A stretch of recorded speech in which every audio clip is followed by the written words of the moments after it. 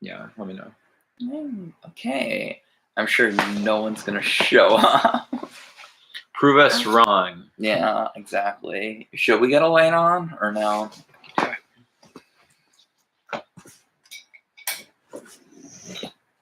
You're good. Look kind of like reddish, pinkish. But like, who knows how it actually comes across on you. I have a feel like we're probably like, let's wait like 2 minutes, but then we're probably just gonna go. I have a feeling no one's gonna show up. No one gives a shit. Neat little live indicator with your thumbnail. Looks good. Ooh.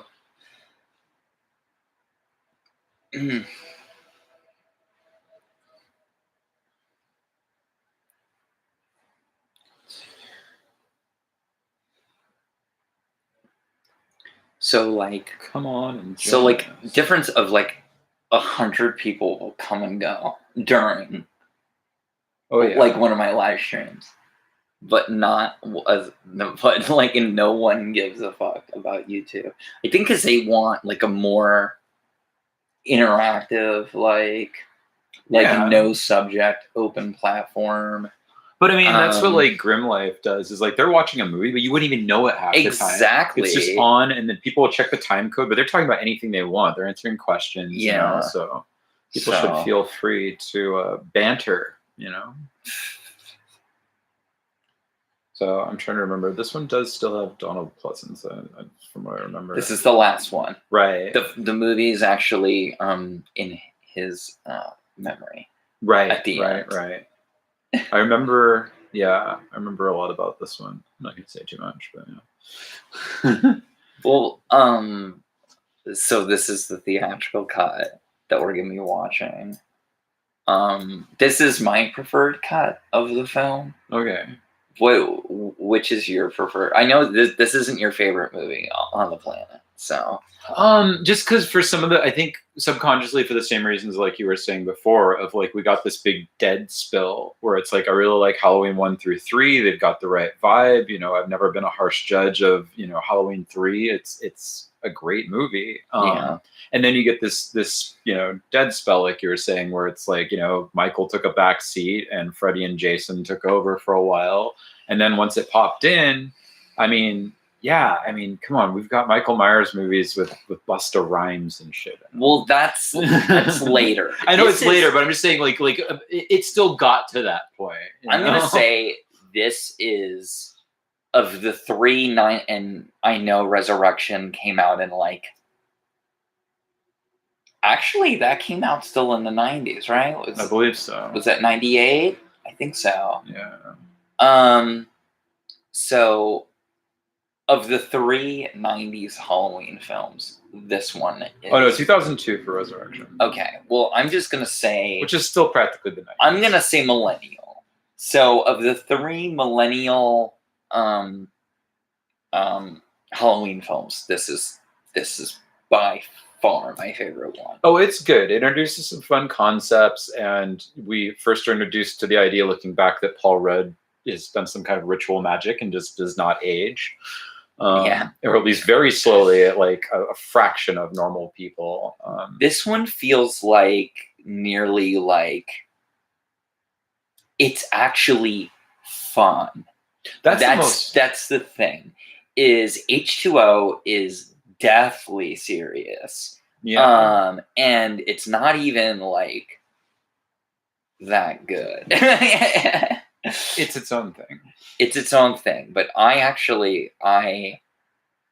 think of, and there's nothing wrong with like a really serious Halloween film. You just got to do it right. And I don't know, something about H2O kind of rubs me the wrong way. I can't put my finger on it. Would it be LL Cool J writing softcore porn? No, I actually like that. That's actually one of the funniest parts. There's a lot of argument too with the continuity and just how things are played, because they're running through that damn school and stuff, and it's interesting. And you know who directed H2O, right? Enlighten us. Steve Miner, who directed Friday 13th Part 2 and 3. That's true. So, and it was written by Kevin Williamson, who wrote Scream, The Faculty, So why is it not just like up on my list of like, oh my gosh, movies? Yeah, I know, right? There's something like missing about. I mean, like, I'd like to go back and rewatch H2O. We'll get there. But like, it's like, it's not my favorite. And Resurrection, I literally can't even get all the way through. I usually I get bored, I lose interest, I get very mad, and I turn it off. I can see that being a thing for sure. Whereas actually the Rob Zombie films have grown on me. I actually saw 2 in theaters and actually liked 2 right away. I think because of how, we'll just say, unique it is and how brutal it is. I appreciated that. Yeah. When that came out, I wasn't seeing a lot of stuff in the theater at the time, but I was really amped on it. I remember marathoning and punishing a few of my friends with like, no, if you come over, we're watching Halloween movies until this new one comes out. But I still like watched it online or something through. It's not so straight up means. Yeah. But yeah, I didn't have as much of a problem with it, I think, because I understood Rob Zombie's directing to a certain degree. I understood the original source material and just like what he was kind of trying to do, especially, once you establish his family life a lot more, you're like, oh, okay, it's like, like very similar to people I know as childhoods, but then taken to like an nth degree. So. Yeah. Well, do we want to get the film started, or do we want to? We can. I'm still like hoping maybe like someone will come yap us up first, but we'll see. I'm a little bummed out about that, but at the same time, gotta start somewhere. We gotta start somewhere, right? And yeah, it is weird though that the views on Facebook are like way higher, but then when you ask someone to make one more click, I guess because did you notice that you can actually leave a live stream up in Facebook while you're doom scrolling, Right.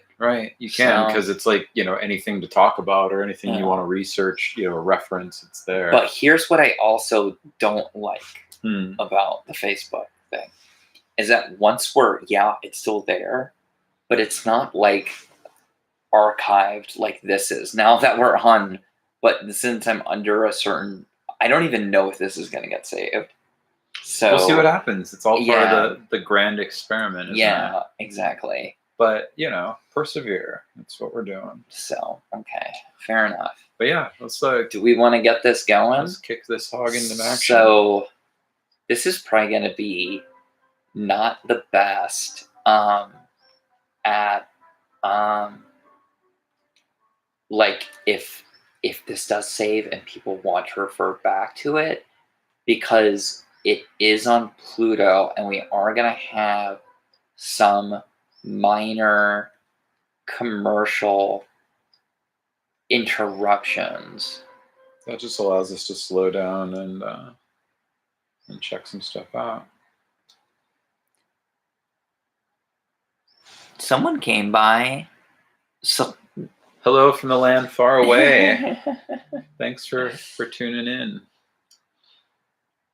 Happy Halloween, as some would say, but we're literally watching Halloween, so I don't know. Sally Pisces. Is that Andrew? Could be. Well, either way, what did you say? Oh, sorry. We're gonna get Halloween 6, The Curse of Michael Myers, started a slashing good time on Pluto. Like I said, I think, is this like a good movie? No. Is this a fun movie? Yes. That's the most important part. And we'll get into the 2 different cuts later on in the tons to talk about in the chat. So okay, all right, I'm pressing play. We're at, like, it says 9 seconds, but I know we just rolled, so go with it. But hi, Salty, how are you doing this evening? If you're still here, have you ever seen this film before?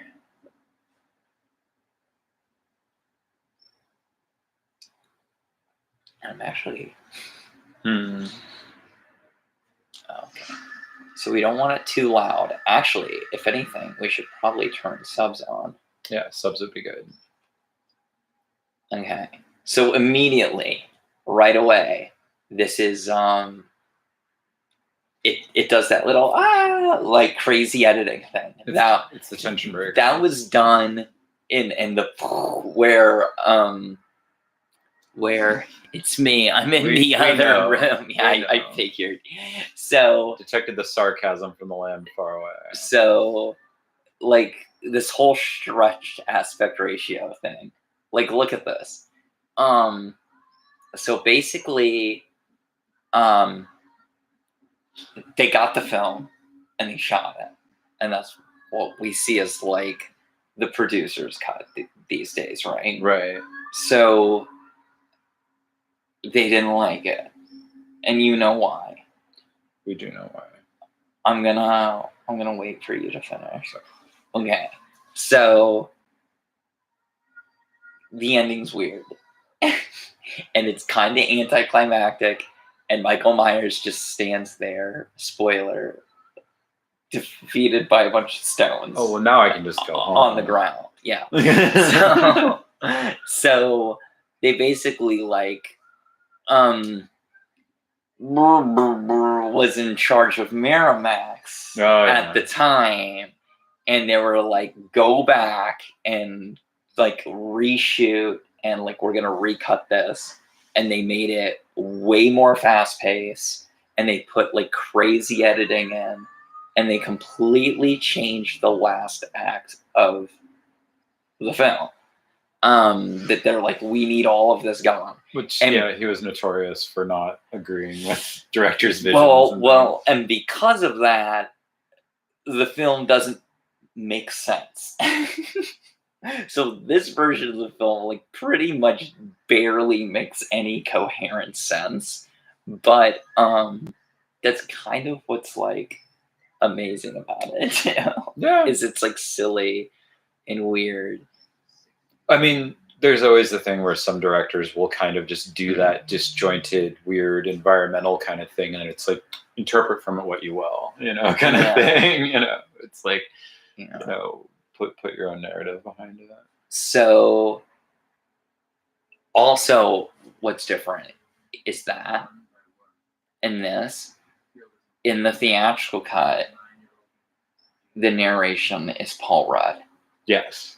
In the producer's cut, it's Donald Pleasance doing a narration. That is correct. So that's also a dead giveaway of which cut. But I saw earlier, all what we saw is not that's shown later. So. And then do you know if the two different introductions were recorded at the time of making it and they were trying to figure that out, or was that something they went back and were like, hey, Paul? I have no idea. I would imagine they recorded both just to be safe, because they probably weren't sure. Mm-hmm. You know, like coverage, like you're shooting extra stuff just to protection. Yeah, exactly. So they probably weren't sure which one, but I would imagine. I mean, considering I'm pretty sure. I don't know if Donald Pleasance was even still alive when they started doing reshoots. I have a feeling he wasn't. Like they put, like the film was in the bag, then he passed, and then they had to do reshoots. So. Oh, Donald Pleasance, you will be missed. Yeah. You are immortalized. You know what he said? He said they were like, how many of these are you gonna make? And he said, I'll stop at 100. Yeah, I do remember something like that. So, but, you know, he was in 5. So that's a good amount. That's pretty good. That's a solid amount, you know? Multiply that. And, like, thank God, too, he was in it. Because I think he kind of made it. He always does. He helps set the tone and everything. Yeah. You know. Now, people say this is the scariest Michael. They say it's the scariest mask I don't agree. I think the mask in this is actually kind of a little goofy. I will say that it is different, but it is also shot differently. Like, he lurks in a bit of a different vibe. So they also had 2 different guys playing him in this. They got George P. Wilbur back as a bit of a bigger fella, and then they got somebody else in. But I'm not. People say the Halloween 6 mask is the scariest mask. Way wrong. It's 1. It's 1. It's the same mask in 2. It's just on Dick Warlock's face, so it's shaped a bit differently. Right. And it was sitting under a bed under a mattress with Deborah Hill chain smoking. Yeah, it's not going to help for 2 years. So there was that. So would you say that, comparatively speaking, this is the in shape? I don't remember. Oh, the in shape. That's funny. Okay. Yeah, that's a nice one. But check this out. So one of these insert shots here, that insert shot of the gore, that was all reshot later. That was all put back in. That's not in the producer's cut. Yeah, I could see them wanting to keep the pacing going. They wanted to up the violence, and they wanted to make it faster, and then like more of the like electric guitar, like, oh, we love that. That's more put into this. I'm not a big fan of it. Being sarcastic. They definitely tone that a little bit more down from what I remember in the producer's cut. And I will say, up until the 90s, it was not Halloween like as a holiday until like someone had a paper skeleton on their door. It was just like a staple. Yeah, and I'm actually kind of bummed that went away. Yeah. But you see, like on my door last year, I put this plastic ghost thing. Did you see that? I do see. I think I got that for like $1 at Walmart. I think it was really cool. But no, that's also one thing that's like missing in some of these films. Like I think, I'm not sure who said it, but Halloween is all up in this movie. Oh, there is Halloween decorations everywhere in this thing, as it should be. And it's like, I feel like that needs to be a staple of a Halloween movie, where I feel like there are some entries where it's like it's kind of in the background but not really like a thing. Like you can say, oh, it was Halloween. Yeah. Hello to a couple more people. Looks like they joined us. Oh, hi. We don't have any more comments yet, but hello. We're watching the theatrical cut of Halloween 6, The Curse of Michael Myers. It's free on Pluto if you want to join along. We're a little bit further into the film. You know, she was supposed to be someone else. They cast it. Really? And they cast her instead because of blah, blah, blah. We're not going to say wanted someone ridiculously thin. Like, for some reason. Like, I believe that's what I heard. But she gives me, like, Nicole Kidman vibes. I thought the same thing. She's severe, and when she's wearing glasses and stuff, she just looks like straight up, like, eyes wide shut. Right there in the mirror. Of course, this is 3 years before Eyes Wide Shut. So, but if anyone wants to join along, I can throw out a timestamp. Again, the movie is free on Pluto.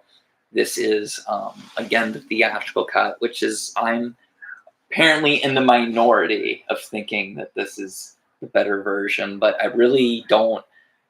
I think the climax of the producer's cut. Here's the red chud.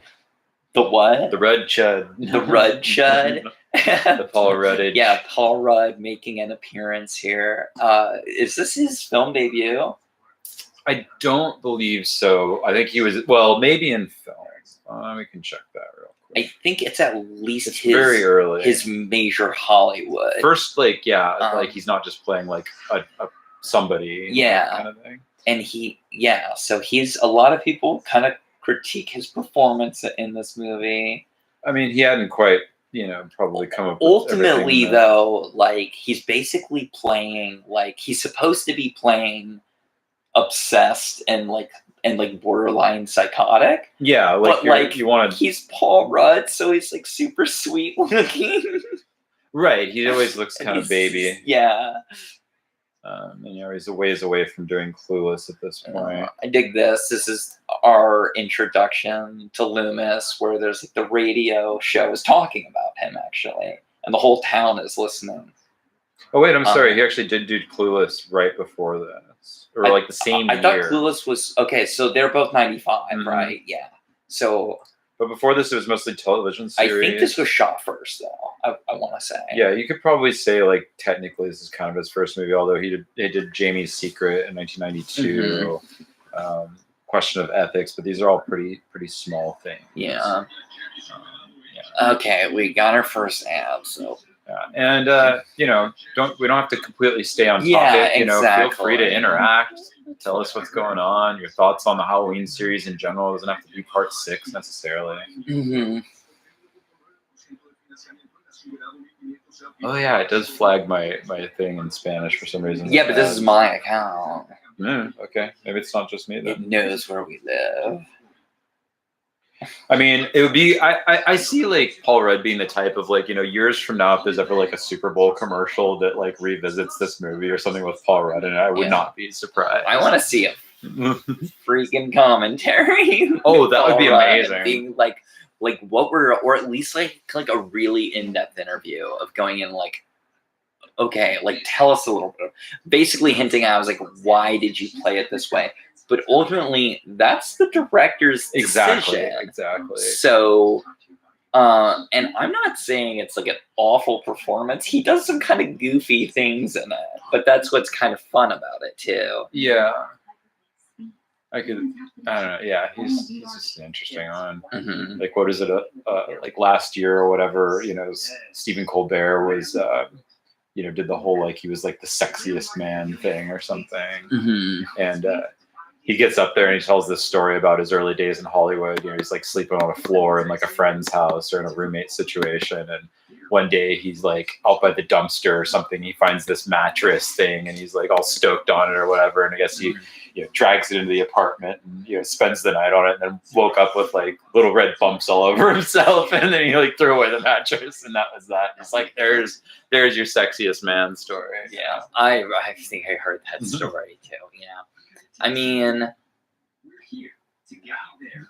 well, that's a whole thing. I've never seen the Ant-Man movies either. But, they have a little bit of charm within the Marvel universe, just because he does bring a bit of a chuckle to the character and update it and everything. The last one was not as popular, but it still was kind of fun. But after a while, the whole premise and everything is just like so drawn out. Yeah. So. Yeah. Okay, so here we have, which is really weird because she's only supposed to be 16. Right. She clearly is like 2016 or something. Yeah. This woman is in like grad school. Like this woman's working on her master's thesis at this point. But I believe she's supposed to be like 16 or so, and it is weird. Like they wanted to bring Danielle Harris wanted to come back, and they literally didn't want to pay her, and they like borderline like wasn't even gonna help her like get out there and like buy a plane ticket, and they were like no.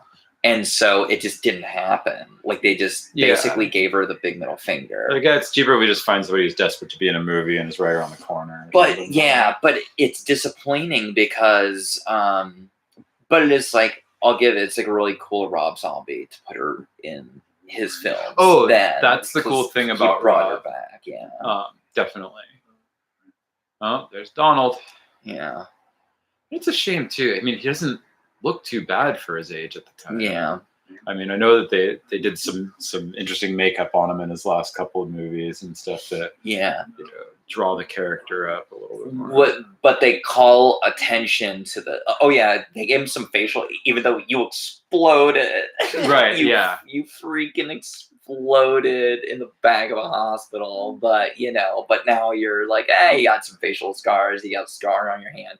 But they bring attention later that he I don't know if it's in this version, but he brings up that he had the character had plastic surgery to fix it. Yeah, exactly. reconstruction. Yeah. When we were talking a little bit earlier, that was like one of the continuity breaks for me in the Rob Zombie Halloween 2, going through the hospital, and it's set still like, he set it all in basically the same time period as the original movies, correct? Yeah. Right. But in a way, it's like even if he had brought it more forward, it would have been weird. But if you look in the hospital, I don't know where they were filming, but you're like, there's flat panel monitors and stuff in the background. You're like, this is clearly not. What wait, you're talking about the Rob Zombie film? Yeah. Okay, it's the flashback, the Michael's childhood in Halloween 1 in the Rob Zombie film it's not said exactly when it takes place. Right, but you figure it's somewhere between like the 70s to the 90s or something, yes, the way they said it, but you're still going like, none of that stuff you see in the background makes sense. But then basically, once it flashes forward, it's understood. It's like, it's pretty much like the mid 2000s of when it's like, so they just kind of hand-made it. Interesting. Which would mean, I think the title card says the 70s in the beginning. I thought that's what it did, because when I watched it, I was kind of like, wait, what year is this? It makes more sense to be like the early to mid 80s, but whatever. Yeah. It doesn't matter. Anyway, so, we'll check it out when we watch it. So anyway, I feel like they just, they almost don't know how to shoot Michael in this. But no. But this is like, I think this is like a really good sequence. And actually, I prefer, we'll get there, but this, we'll get to it when we get to it. But this is Jamie hiding in the bathroom of this bus station, which no one's in this bus station for some reason. In the middle of the night, you would think it's a bus station. There are buses leaving at all times of the evening. So now we're back into this chase. This chase just kind of keeps going. Okay. This is like, again, like one of the times we see it a few times, but it's mostly only in the sped up footage. Again, that's all. Yeah. Try to cram more in there. But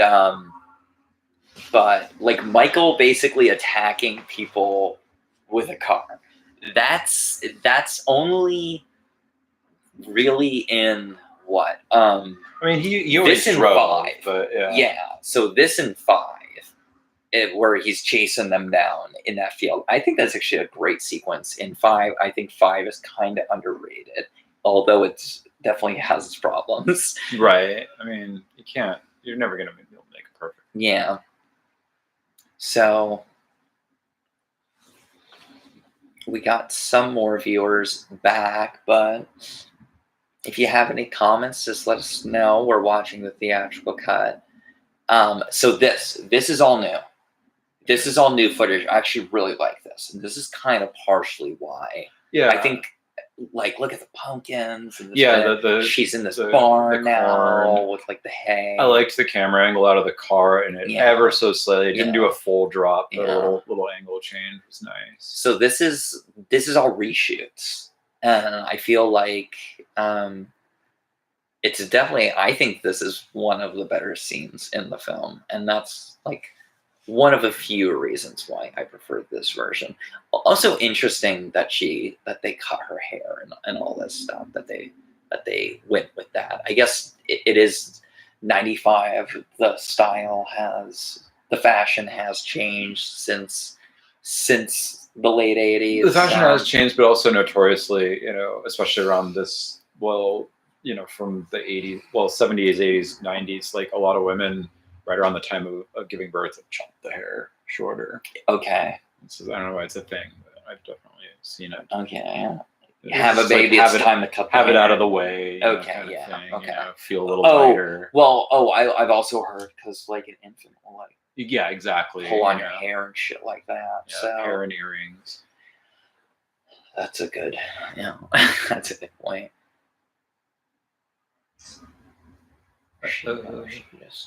She just screwed herself. Yeah. Okay. So this is pretty brutal what he does to her here. Oh yeah. And this is his niece, you know. Right. But of course, that's kind of part of it. He has some sort of weird thing to kill his family or something. Yeah, it's part. Well, I mean, this is the one where you find out why even he of course does it's that. all retconned and written in because of course in the original film there is no motive, which makes it better. It's of like, course it's like Giger with the eyes. You know, it doesn't no eyes. Yeah. Whoa. Okay. That's edited. Because as soon as it turn it on, it's actually like should be like running, and we see the go. So I wonder why they cut that in this Commercials. But okay, so now Jamie's dead, but in the producer's cut, that doesn't happen. She actually something happens, and he doesn't get to kill her there, and she gets taken out in the hospital by the Man in Black. And she just gets, in her sleep, she gets silenced in the head. And that's like a lame way to go out. Yeah, it's just, we need to check this character out. Kinda, whatever works. She died in her sleep suddenly. Yeah. A good song is like a good recipe. Is it now? No, it's not. Start with the right ingredients. So those ingredients are salt and sulfides and. Yeah, exactly. And since we're on break, let me do my thing for 2 seconds. Do that thing. Yeah. We've had people tuning in and they're testing the waters. They're seeing what's up.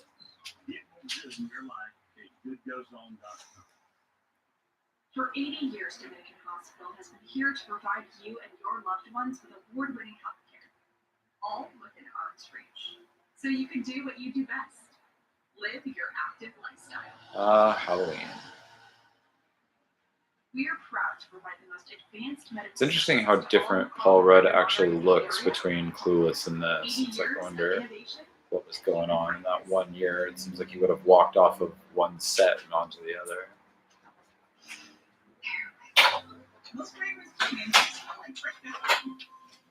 Any input on that, Maddie? what? Like, it's interesting how different Paul Rudd looks between Halloween 6 and Clueless, considering they're filmed the same year. Like, he must have walked off of one set and right onto the other. Yeah. But he looks a lot more babyface in this movie than he does. But also, it's a different style of shooting, I think. Mm-hmm. You know, like something about just how it was done. He looks rounder in this movie and a little longer in the other. Maybe picked up a habit. I don't know. You know?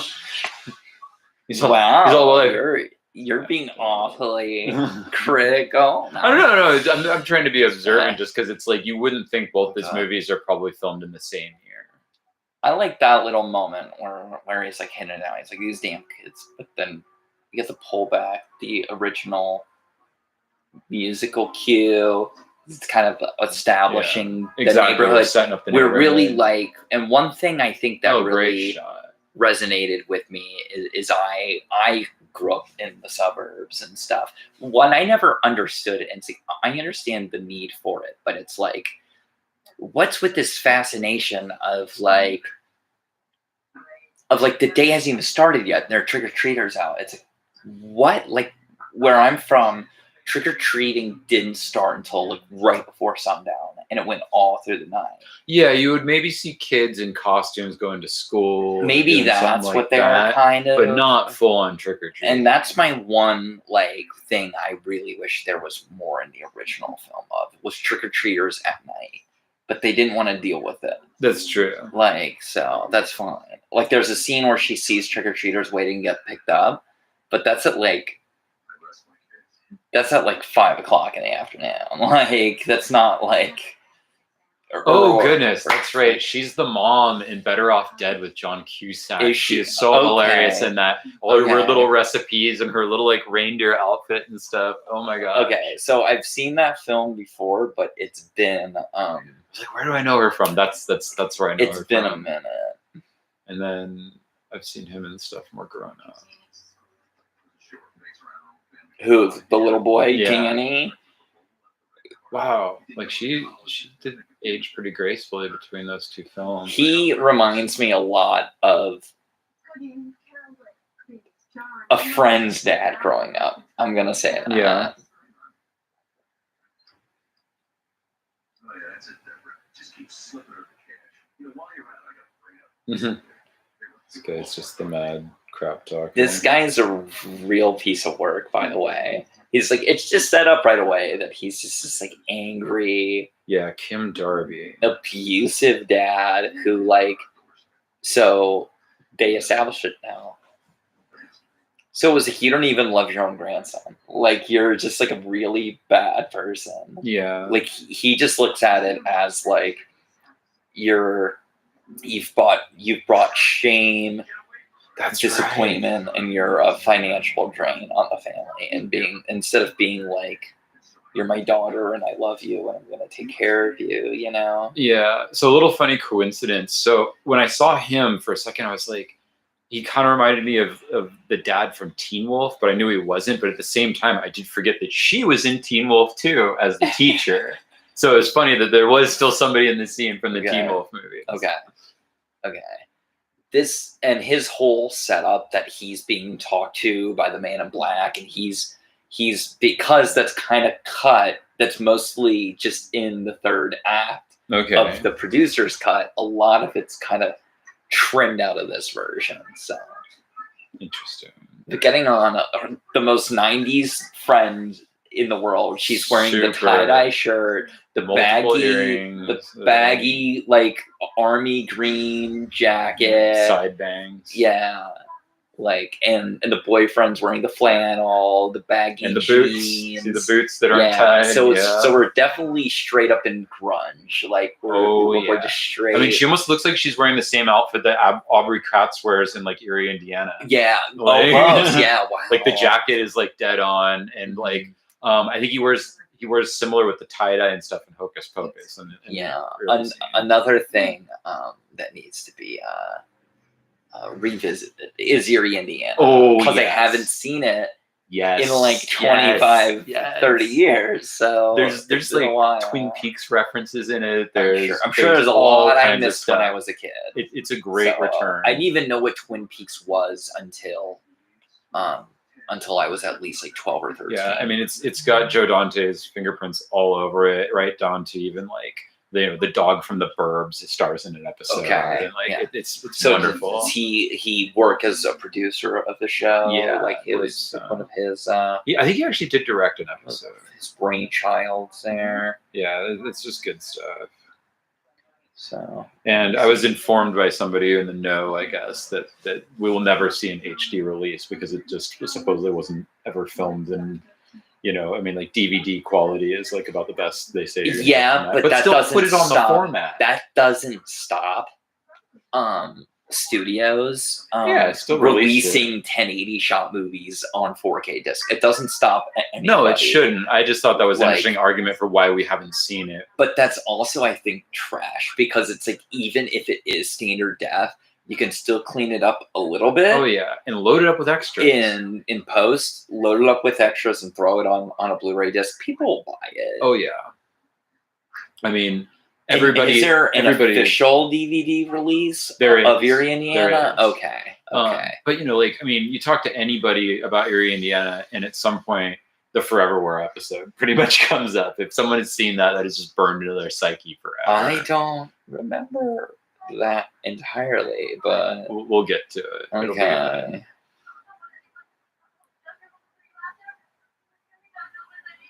Oh, look at that turnaround! Oh my god. Yeah, he's definitely feeling it, right? Yeah.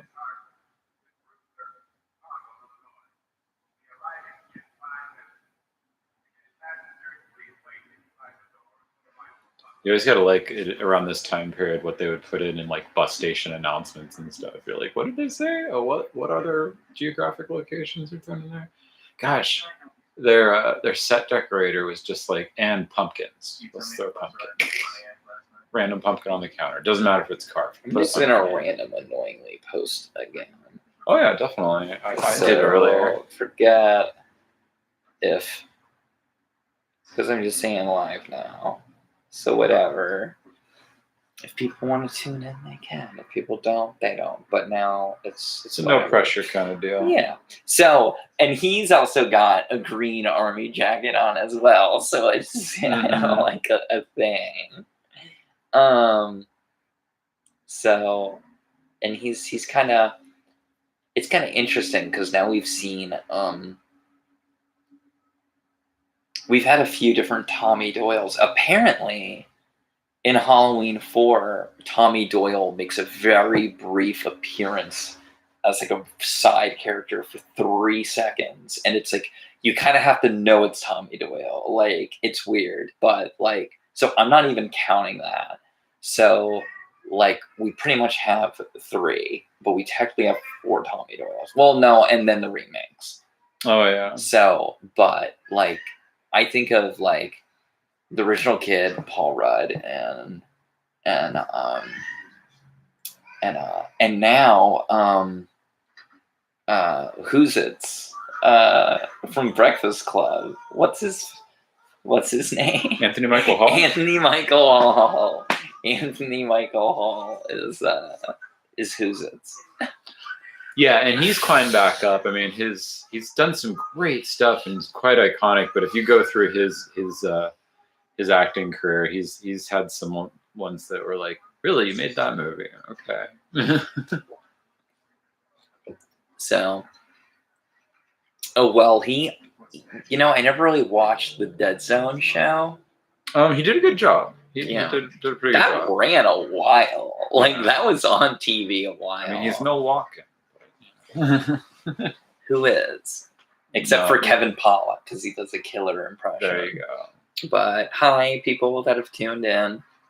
We're just chilling, relaxing, watching that this. cowbell in there. Exactly. So. Oh, we got a thumb up. Thank you, whoever. Yay! And then someone left. They left a thumb. Like, yeah, get the hell out of here. As I can say, it was yours. Check it off the list. Yeah, exactly. But thank you. So, if anyone tuning by, or if you watch this later, if this is able to stay up, what are your thoughts? What's your preferred cut, too? I'm curious what people think.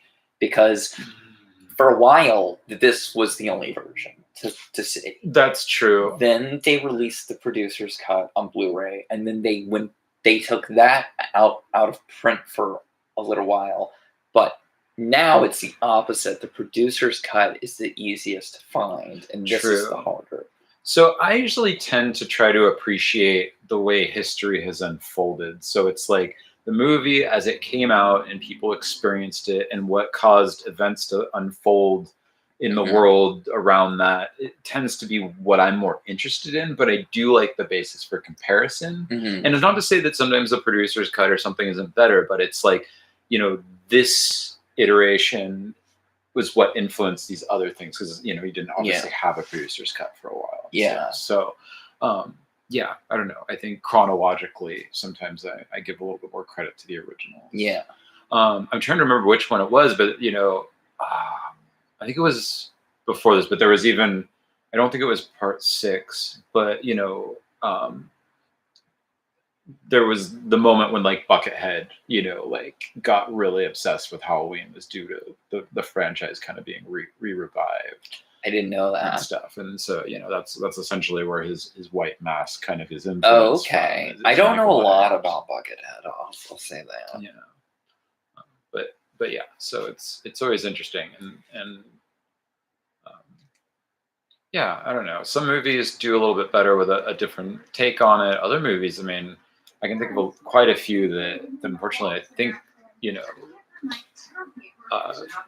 more loaded cuts. They change the way you feel about characters. They change beats, sometimes music cues, all these things that it's just like, I don't know. If you saw the original first, it's often a little askew. Yeah. He's been having nightmares. Apparently. I think it's cool. I think it's cool. That's such a weird read. It's 1995. I mean, what they were. It's like Beavis and Butthead. It was Beavis and Butthead. Just badly timed. But there's I love the yellow leaves with the blue sky.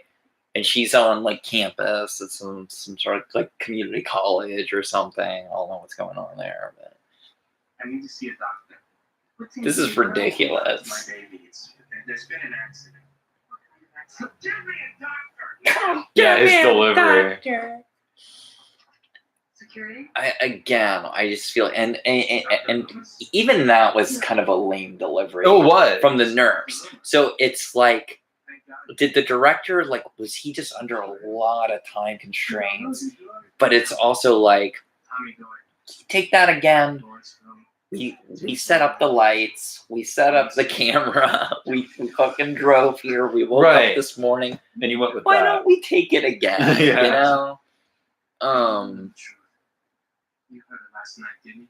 Because it's like, I feel my job as the director is to not make my actors look like a-holes, like, too, you know? Yeah, and it is so funny how directly responsible for, you know, the tone and vibe, the delivery of everything on screen. It really does come down to good directing a lot. Yeah.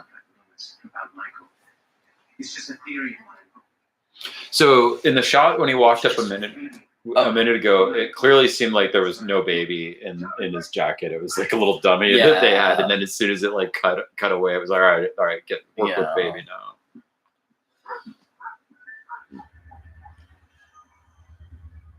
I do like the plastic, what are they called? Bastille, or something. That's what they're called now. Is what they're calling them now. The Bastille brand or whatever. Like the little cardboard cutouts. Right. And I like the cab, the black cabs, kind of classic. But like there's like all sorts of Halloween decorations. So what's kind of neat is, you know, when you look back through kind of your lens of life, you know, seeing things that, you know, definitely make it depart from the earlier movies where it's like, you know, trash bags that you could fill with leaves that look like pumpkins. Yeah. Like that was a very 90s thing. Mm-hmm.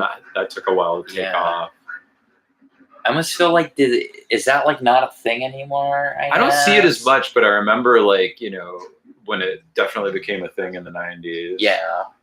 Just, I guess, maybe easier to print such things and market such things was sort of like before. It was like, you know, a lot more like, you know, drugstore Halloween decorations. And stuff, but now we look back with like fondness and nostalgia. Oh, yeah.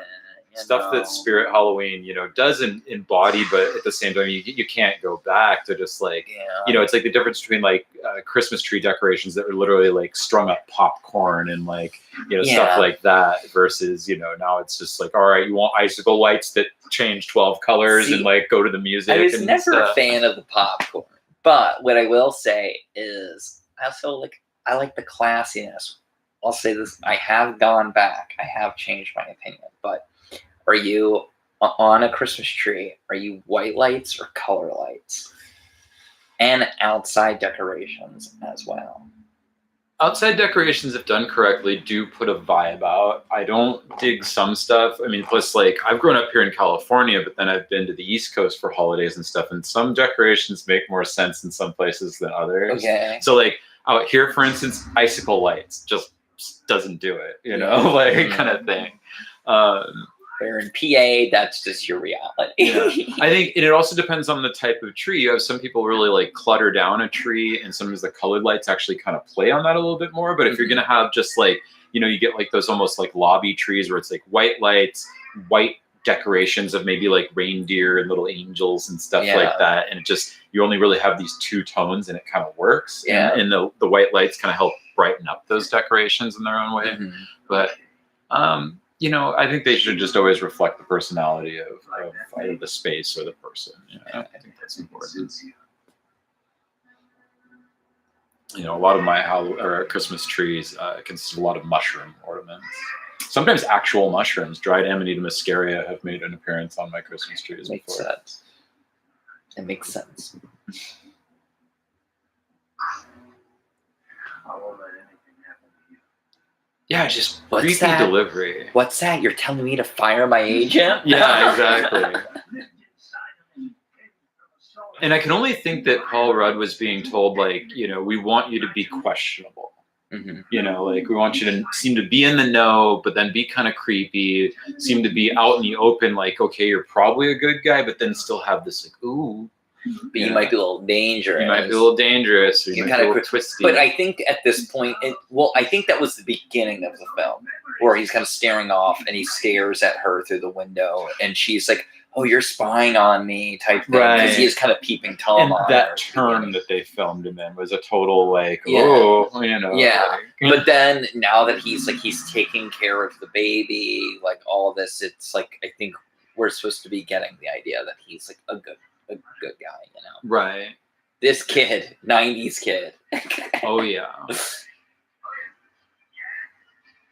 Barry Sims, this was written for Howard Stern, but he didn't want to do the film. I remember hearing that. Yeah. You got like the Hangman, Man in Black. The Man in Black, yeah. And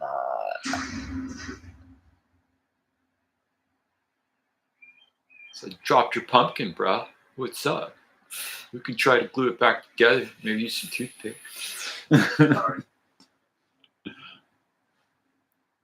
You know, looking back, seeing that in that scene, it was like, that's the sexiest man alive. I think everyone would laugh. Yeah, really. If you could go back in time, be in the theater, like, yeah, sexiest man alive. Yeah. 2022. Yeah. They're like, what? 2022? Wouldn't he be elderly? It's like he doesn't age. He doesn't age. Yeah. They embalmed him. Yeah, they embalmed him. He's actually just mostly toothpicks and strings. Yeah, there you go. Maybe he sleeps in Foreverwhere. What's You're Indiana, my friend. okay? Fair enough. She's an idiot. This woman's an idiot. Just like, you know what? Yeah. I want you to come with us. Why? He's an abusive, horrible husband. Like, why would you want that? You didn't tell us, John. No. Sorry, I gotta look up what else this kid is. This shot too. That's Tim, right? She's gonna. The kid with the pumpkin. No, I believe it's Danny. I believe.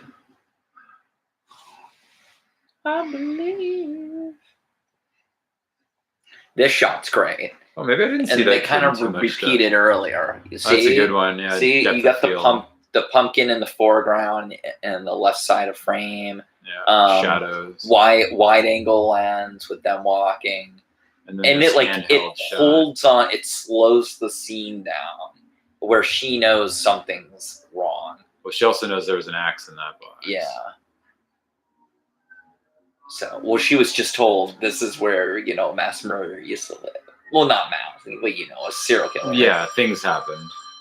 Even though, again, technically, well, I guess Michael does have a pattern, so he is a serial killer. Hello? There he is, there, in the back frame. I could have sworn I saw that kid in something else when he was growing up, but apparently he only acted in, like, 2 things. Maybe. Oh, horrible commercial. Why? Why, Chevy? Why? Shoved it a commercial little deep and then twisted it off. Lame. Let's see. Okay.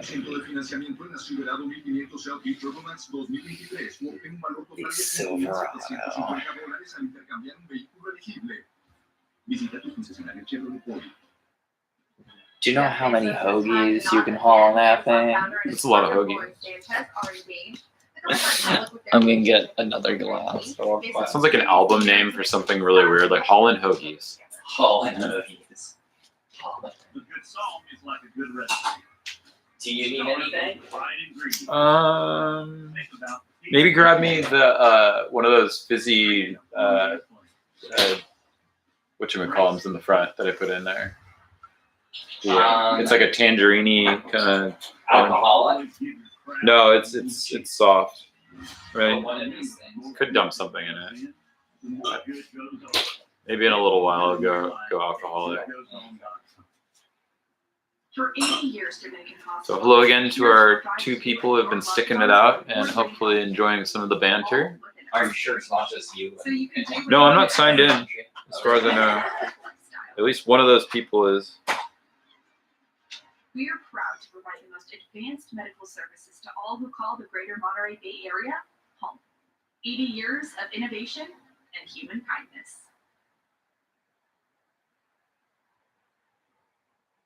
At Firestone Complete Auto Care, your car is serviced from top to bottom, hood to trunk. I have never used Firestone for my complete auto care. School flush. Cooling system, suspension, tire rotation, tire replacement. Firestone Complete Auto Care.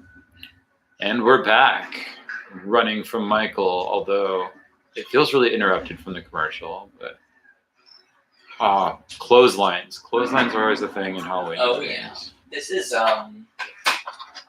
Fright Rags or somebody made a shirt of him in the sheets here. I think that's a pretty cool shot. Like, there's some good ideas in this film. It's just not necessarily always executed in the best way, or rather, you got to do it right. Or rather, the strip's kind of a little bit of a mess, but like overall, though, I think this is kind of underrated. Like this is like, it's moving, it's engaging, it's got a good amount of the goods in it. You know what I mean? I mean, if it were in fact October, this movie, it's got all the right vibes. I would definitely be watching this. I watch this pretty much every October. I think of Halloween movies with like a Halloween feel to them, this ranks up there. I think this 4, 5. I mean, 1 and 2. Like, and I mean, of course, like 3. Basically, the first 6, because anything past that. Yeah. I think that I did watch this last October, but I was busy, so it was just kind of on. And if I'm being honest, I feel like the new trilogy, we kind of overlook that. We do. I feel like I'm still getting to know it, even though I did see a good chunk of it in the theater. Me too. I feel like I'm still getting used to it. It's also, again, deathly serious. Oh, it's very... almost to a fault, because it's almost like, to be that serious, you need slightly better direction and better writing. Here's the thing, though. I think in future generations, when it gets looked back on, it will take on some of what the other ones have for our I think it will. And stuff. Just it'll get a little dated. It'll seem a little campy, hokey kind of thing, and as things go out of style and stuff like that, it'll hopefully get lived in and become that next thing for new. It is more. I mean, let's be honest. It's starring like more of like a Gen Z like thing. So maybe that'll be like a thing,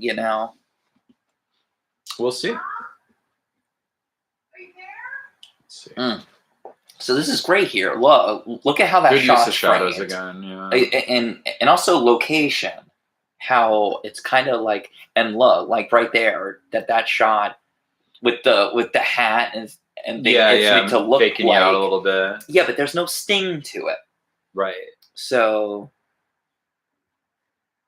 I like that this shot is low. And it's not like yeah, it's cut fast, but when it needs to slow down, it slows down when it needs to. And that's what works. That's what it's supposed to be. Yeah, I feel like this movie is, for the most part, although it's subtle, it's shot a lot tighter than some of the other ones. Like, if you think about the early Halloween movies, like, you're getting much wider shots on like the clothesline that we were talking about, versus this, it was like you were almost too close to it. Yeah. And I believe that is a Jurassic Park Series 1 Dino Damage T-Rex. So that definitely puts this about 2 years after Jurassic Park. Yeah. I actually have that figure somewhere. But think, this was probably shot in 94. This is probably shot in the fall of 94. Yeah. Released in the fall of 95. So this is shot a year after Jurassic Park. after it was released. So yeah, you would have had a year of the toys being out and stuff like that. And actually, a lot of the toys came out before the release of the movie to build it. Yeah. Mm-hmm. And I mean, who knows if somebody even knew that for sure? Although that one does have a JP stamp on its leg. Mm-hmm. So, but I could see somebody like, we need dinosaurs. It's a kid's I room. have a couple. Now this lady, so that's his Miss Blankenship. Is her name. Watching Phantom of the Opera. And she is supposedly like really deaf to the point that she just doesn't, she's kind of not aware of anything that's going on half the time, basically, is what we're set up for. Hello again to a couple new viewers. Yeah, hi. Feel free to say check hi in the chat. if you want to say hi, basically. So we're just relaxing, watching the film, and if anyone wants to tune in and watch along, we can give a timestamp. That's great. See, so Michael's just chilling out there, kind of just keeping an eye on him, basically. Yeah, that's right.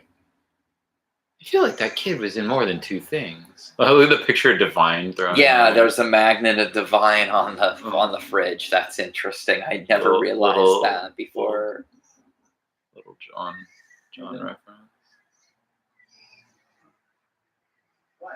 So, you know, I always think this is a thing that's funny is like, if anybody's ever clipped out newspaper clippings, and especially if you tack them up, they don't look like that for long. Like, you know, no, like, they curl, they yellow, they do different steps, mm-hmm. and that's like over like almost even months. So it's like, yeah, you know, dip some of those in coffee next time, guys, or something. Yeah. Well, those are like, it says Fear Dead. So those are new clippings. Yeah, a lot of those are new clippings because he's tracking the movements and stuff.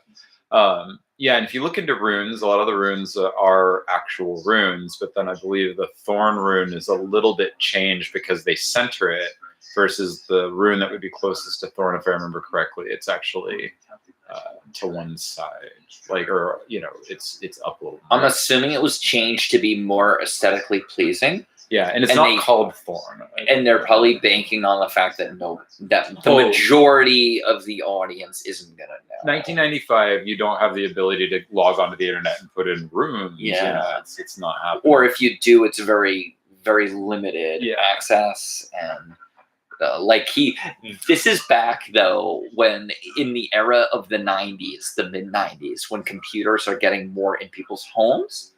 True. But they are like, Hollywood treats computers like they're magic. Yeah. Yeah. Like, look at the graphics here. He wouldn't have programmed this. No. He wouldn't have done any of this just to show it off. He wouldn't have done this. Yeah. When would he have had time to program this? To show who? Does he think he's somehow got to lure the pretty girl next door? Yeah, exactly. At some point, to show off his computer graphic skills. Yeah. Like, that's just not going to happen. Yeah. Oh, wow.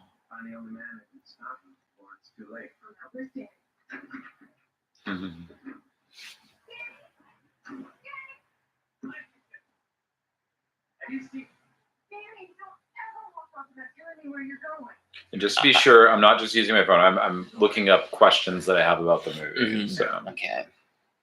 Yeah.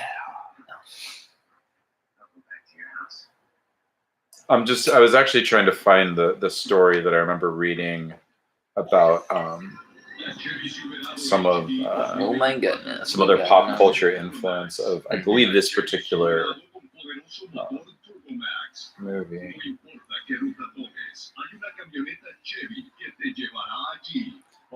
Okay, I don't feel bad taking breaks when we apparently have no viewers and nobody is. It's pretty cash, and nobody has really chimed in the chat. No one's chiming in. Salty Pisces, you know, keeping us company still. Yeah, so thank you.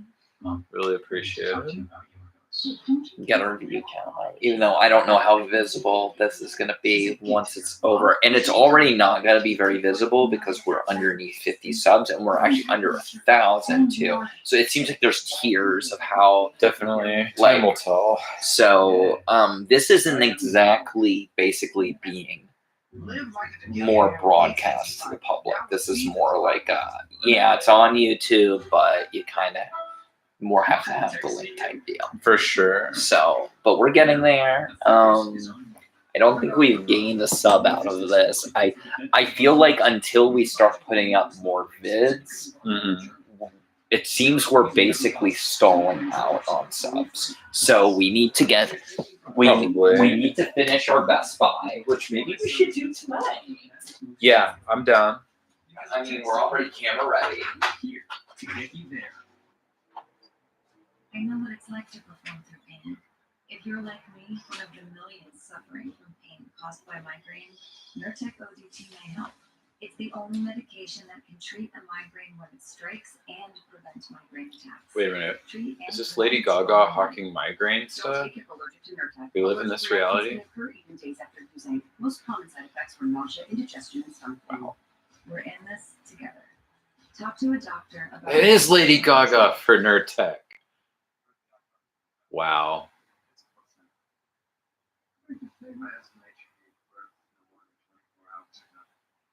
My goodness. Where's the baby? Donald Pleasant. See, now there's somebody that understood early on, stick to your franchise and the fan base is there. You know, you have some of these people that run away from their early works or their some moments, and it's just like, no, embrace that. You know, like if someone asks you to come back and play your character, you're probably better off, you know. You know why we celebrate Halloween? I've also been drinking wine, hence it makes my need for taking breaks worse. Yeah.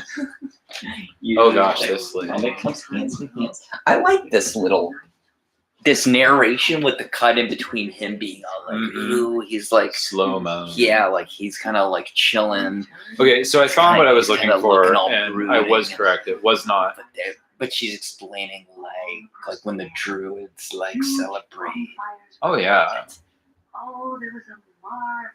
I mean, this is stuff And the it's kids like- want to hear. This And time. we're also so we're seeing like signs of like Michael is alive in this. It's kind of understood. Like they kind of stole little bits of what was supposed to be from Halloween 4. And in Halloween 4, John Carpenter actually wrote a script because he was asked and they use it. It's basically Halloween, which they later use in Ends as well. Halloween, celebrating Halloween is kind of Right. iffy in Haddonfield. So perfect that you mentioned Halloween 4 because I was trying to remember a Buckethead factoid earlier with him being influenced, and it was in particular Halloween 4 that helped him develop the persona of Buckethead. Murdered his sister. Interest the mask. Yeah, he saw it in 1988 and basically went home, and you know, Michael Myers' mask became a thing, and then supposedly a bit later at some point he just went like, what happens if I put this bucket on my head kind of thing. And I legit was thinking about watching Halloween 4 or 5 this evening. I was leaning towards 4, but we went with 6. yeah, the wiki literally says the Buckethead persona came to Brian Carroll when he saw the 1988 horror movie Halloween 4 and was inspired by the film. He went right out after seeing it and bought a Michael Myers like white mask. The bucket idea came later one night while eating chicken. And you know, how could you not put a bucket on your head like that and just look in the mirror and the first word's probably out of your mouth? Just Buckethead. It's a cool persona. Yeah, and as well as in, you know, Ridley Scott's legend, you know, who be you, Buckethead? You know, it's a kind of a good one. So. And this guy, this guy plays him like a real jerk. Oh yeah, he's I'll say doing that. a good job. Look, One- he's got the shimmy, shuffle, stumble going. No. I'm talking about the The other guy. the not Howard Stern guy. Which can we briefly talk about Howard Stern? I'm not going to talk about his character. What I am going to say is Howard Stern invites a brilliant setting and disarming way of where he will ask extremely candid questions. Deadpan Some questions. of the best answers of celebrities you're ever going to freaking hear are on the Howard Stern show, because he will ask you a blunt elephant in the room question without hesitation. And like, Which is usually, did you sleep with the person or you something? see people like Paul McCartney. He asked her straight up who broke up the Beatles. And Right, it was right. like John and Yoko. Like he was honest about it. which, maybe you're a little cagey in certain interviews in a more formal setting. Well, He invites him where I'm on Howard Stern. I'm on Howard. He does generally know the careers and things of the people he's interviewing. He's not just a personality who interviews people, but he is also a fan. Stuff, which is nice. Yeah, he reads up. He does his research. I think Howard Stern is underrated as an interviewer because if you ever want to learn the dirt, you watch one of the interviews. True. Now this is also now we have the dad in the basement, the flooded basement. This is where we're at in the film. He's got the flashlight. It's a flooded basement. Look at how many pipes are in this place. What happens to him is actually expanded upon in this version and not in the producer. It's more toned down in the producer's cut. It's a little more of a classy film with stones and less violence. This is kind of amped up. Well, let's see what we can. And I feel for a 6, it needs to be amped up a little. Oh yeah, you got to keep pushing.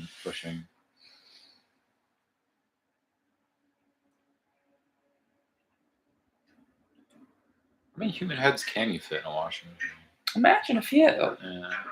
They're pretty. I mean, when you think of cubic feet, like you can actually stick a lot of things in there. I could see like 6, but I don't No, know. are we talking about like washing or actually just stuffing in there? Because you could probably fit 10 in there, maybe even more, maybe like 12 or 14. This is really messed up. It's getting carried away. I'm thinking 8.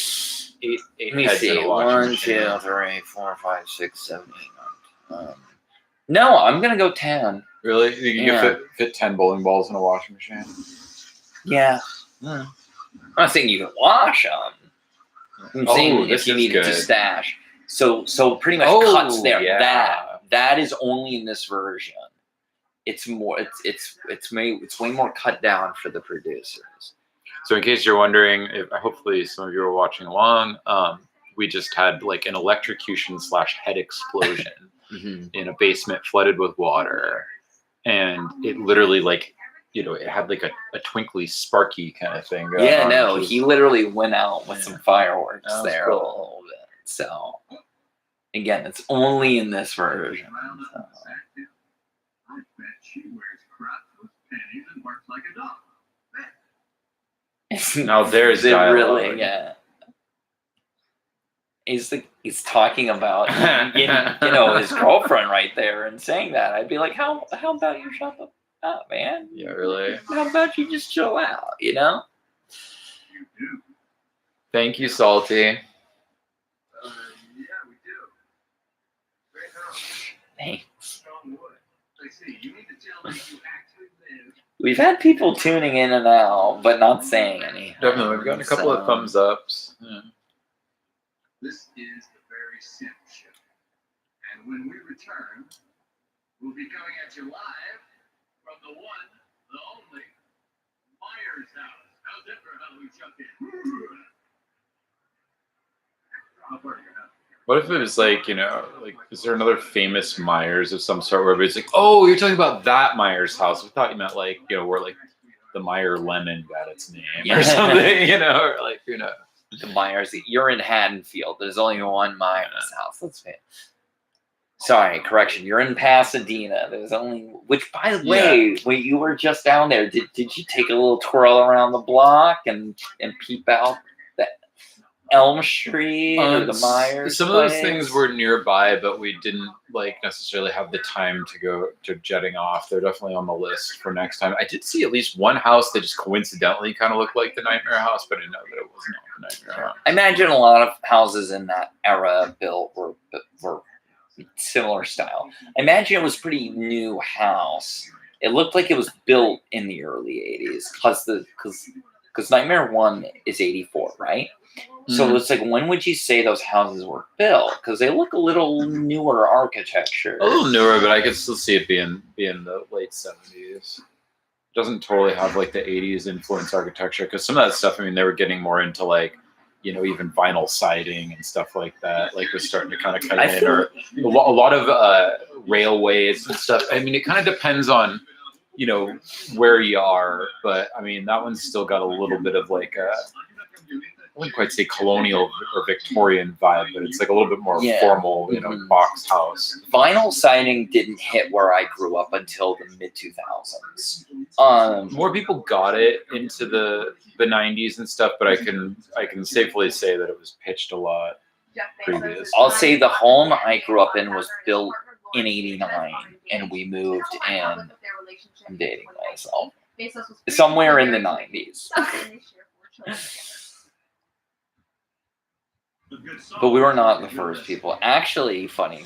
It's not that funny story, but the people that owned my house the first time. It's a Dutch colonial. Okay. Continued to live down the block from us for a year. Our house was built as a secondary party house. Oh, really? But it was quite a large house. It was built, I think, as like we have retirement money and we're going to build a second house for when our friends are home. I was expressed from race weekend because I grew up not far from Charlotte Motor Speedway, which is one of the big racetracks. So, would you like some enlightenment as to how far off we were in the year that the Nightmare House was built? Okay, enlighten us. It is a Dutch colonial style home that was built in 1919. Damn. So damn, that house was looking good in 1984. Fresh coat of paint and some regular maintenance does it good, Definitely. So, wow. Okay. So we're back in the film, which this is weird because, so he's Barry Sims, I believe his name is taken out. He's gone. Michael just got him in the car. Right. And we see he gets in the wrong vehicle. And I think it's different in the cuts of where there's an insert shot of showing that he's in. He actually, it's the same van, but one is like more like I don't think it's the Smith's Grove, but one is because he's didn't come from Smith's Grove, but actually he did. One is Smith's Grove and one is not. Okay. And crept inside, picked up a huge butcher knife. She turned around and he stabbed her. Good now. Don't you love in these movies how everybody tells these stories like they were in the house? Like, here's what I love about lighting in film. That makes no sense for that light to be completely blown out at that time of day, unless there's a street light. I was gonna say, unless there's a street directly in, or something white, like very close to another house reflecting. Yes, but we don't question it in movies. A lot of times, lighting doesn't make any sense. It's just gotta look a certain. It's also a great shot with the bokeh, with the blown out. Look at that Halloween, the string lights on up behind Paul Rudd. That's great. A lot of great, like with the blue and the reds and the orange. It's a good looking movie too. It is. So it's like, especially if you're being filmed in this kind of like low / kind of scattered light. Yeah. So I think there is a lot to appreciate about this. It's more. It's also fun. That's the main thing. Is it fun? Can you rock out to it? Kind of. There's so many things that actually go into a movie that's more enjoyable for a longer period of time. And he's like messed up there. Oh yeah, he's mutilated. Dang.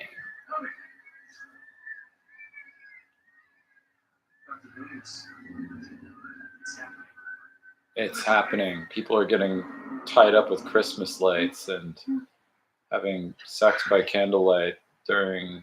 Yeah.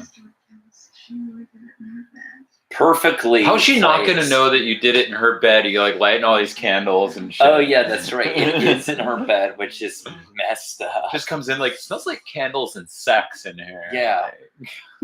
Yeah. She's like, they fucked in my bed again. Son of one wrong move, you're picking wax out of the carpet. Oh my god. Which carpet? Ooh. What was the point of blocking her nipples and then just to move the camera to reveal? It's kind of like a fake out. It was like it was a fake out. We're not gonna show you. All right, we'll yeah. All right, fine. You're still watching. All right, we'll throw you the bone. And then the post-sex shower in every horror movie. Yeah. Usually you lay there a little while. yeah. I mean, there's always weird things with how sex is conveyed, and especially like horror movies and things like that. Like, I always thought it was funny when I was a kid. It's like, okay, you guys, you just had sex with each other, but then the woman will like get up and cover herself with like the blanket and take it away with her to like go to the bathroom. And you're like, where's that? I don't know about you, but after sex, if I'm just with my partner alone, I'm walking around probably about for another 2 hours naked. That's what I'm saying. Yeah. Like, what's up with that? Yeah. But anyway, I think yeah, it's actually into the armpit. Got like it's actually a plot device to separate them. Oh yeah. So that I'm just saying, like, you know, being a kid that was fairly young to watching, you know, pretty adult movies and horror and stuff like that, there was always like some just logic that I'm just like, what? That just doesn't make sense to me. Yeah. Like, why would you care at that point? Wait a second, are you fucking in my bed? Like, yeah, exactly. Like, I've got you on a no. She actually does call. Yeah, that's her little like. I'm across it. Yeah. I can see. I know what the street with a 300x zoom. I can see you in my bed. Basically, like, I know what you've been doing, but that doesn't matter right now. Yeah, like at the same time you're about to die. And the slow motion, that's all added for the theatrical.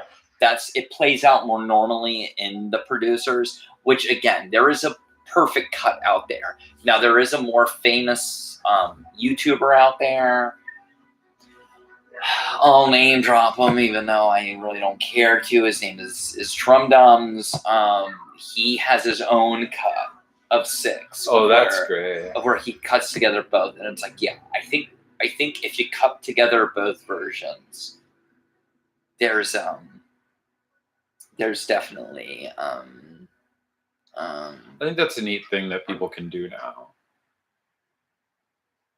Oh yeah, definitely. Editing their own cuts. You can make your own cut, which I definitely would like to do at some point in time. Yeah, I know another YouTuber that they've been doing their own cut for Fire Walk with Me, Twin Peaks. Yeah. You know, like there's a Blue Rose edition and all these different fan edits that like take it up to, I swear it's like almost 4 hours long. Yeah. But then you still have people kind of going like, let me take my own stab at that. And like, I want to put in as much as I can, but have it still not be too excessive and all these things. I almost like, there's not many movies I would do it for. This is the only one, really. I would cut together both versions because there's the little things in the producer's cut I do like more.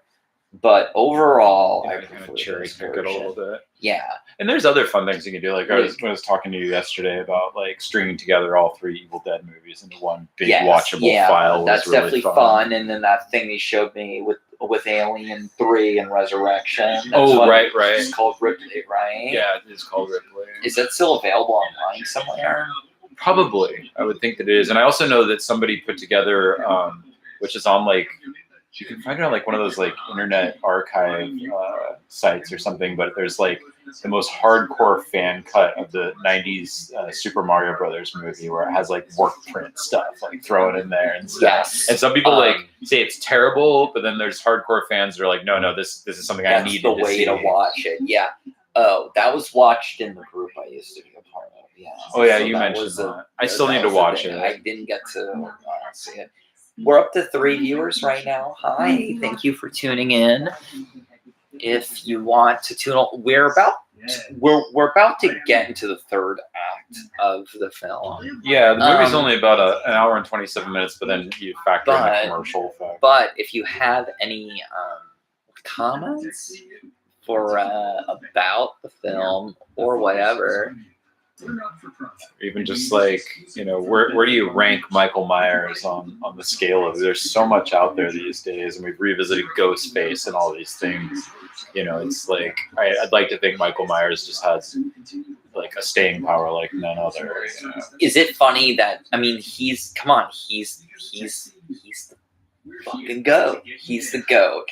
And the reason why is because, yes, is Texas Chainsaw 1 a masterpiece? Yes. It influenced so much. It's its own weird thing. You have to admit that. Oh, that came from out of nowhere for so many people. Texas Chainsaw is kind of like an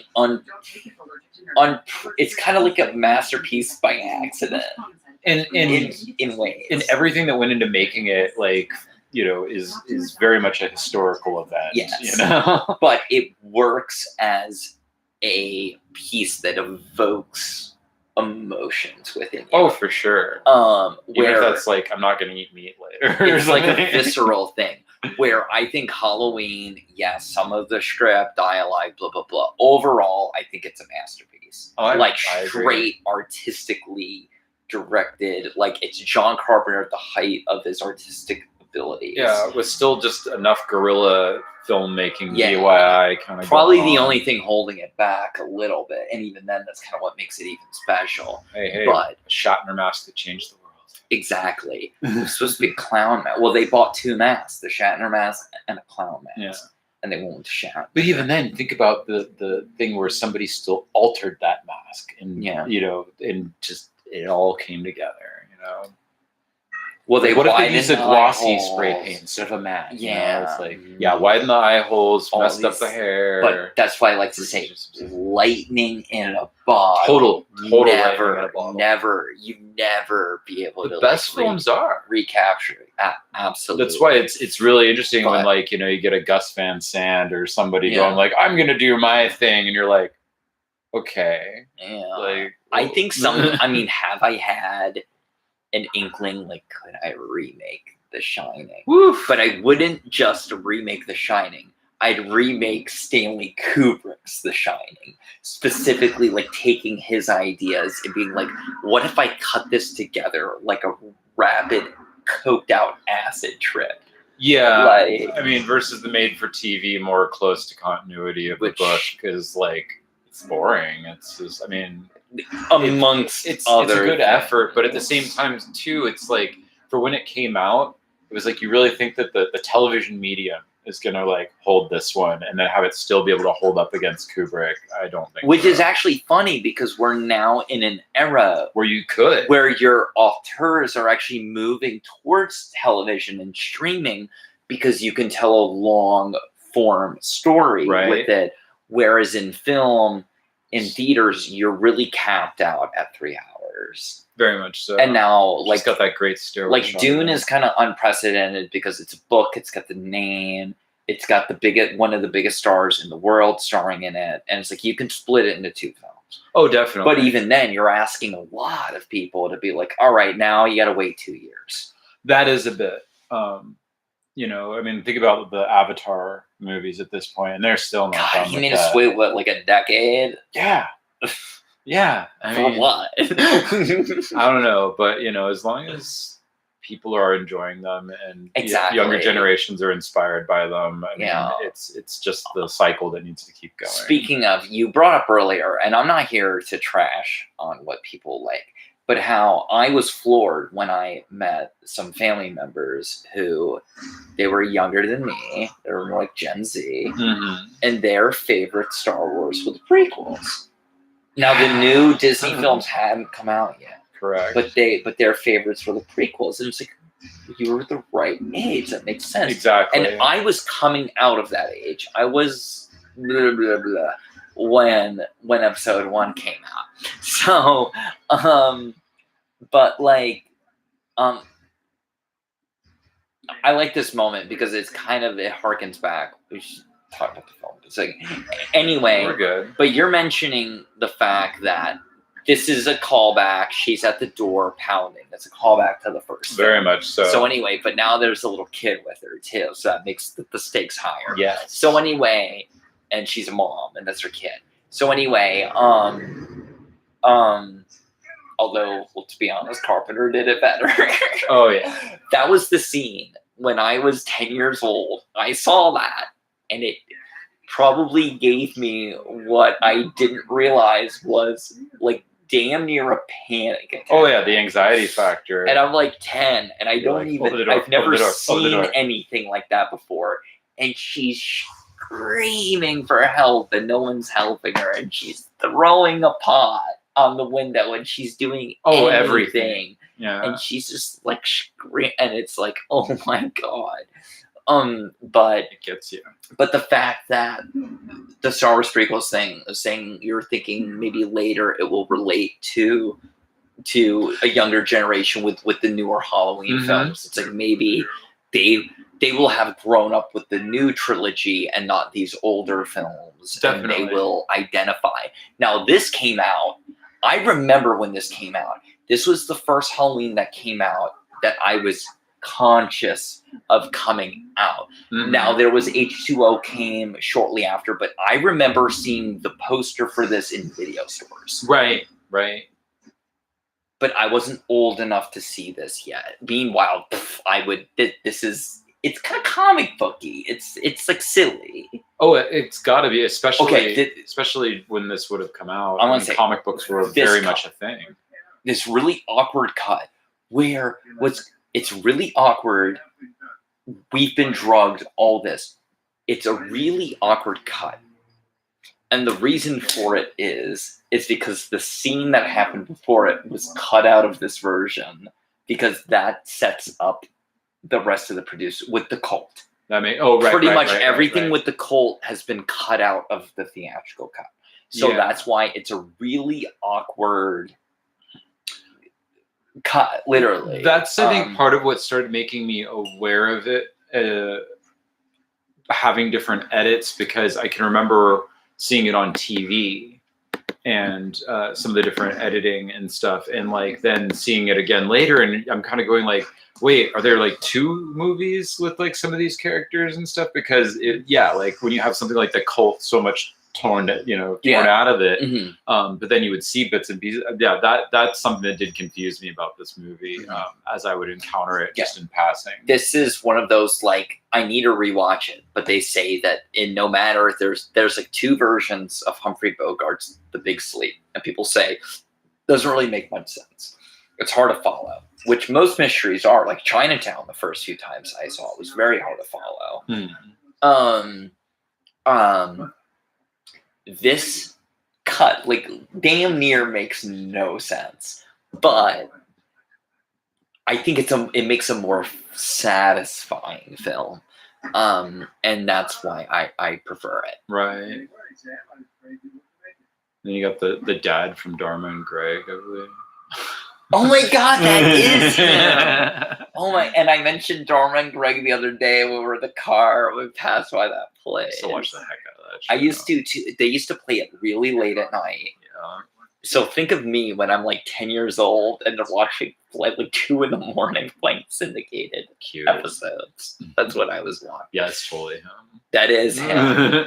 And the guy that plays Greg is in Eyes Wide Shut, which is the weirdest thing. I've been told, though, that couple is supposed to be doppelgangers to Bill and Alice. Yes, that is a theme in Kubrick's work for sure. I never thought of it that way because she's in love with him. Yeah. Greg letters is like boring, and she's not in love with him, and she's in love with Bill, who's this like sophisticated doctor, and he's kind of like a badass. And then whatever. And then also Jenna Elfman just knocked out of the park in that show, and that is Danny Elfman's like sister-in-law. I did not know that. She's married in, but she has. Oh, that's why her last name's Elfman. I didn't know. I thought it was just one of those. Oh, you have the same last names. I never thought Jenna Elfman and Danny were related through marriage. But still. Yeah. And she, you watch the stuff she's pulling off in that show, and she popped up at some other interesting places a while back where it was like, wow, there's a turn for the type of characters you played in the past. I'm not remembering what is that. I have to look at her IMDb. Yeah. The couple went public with their relationship. Who gives about Jeff Bezos? I don't want to hear about him. Yay, my Scream Factory Day the Dead has been shot. You scored that? Couldn't help myself. Score me some jewelry.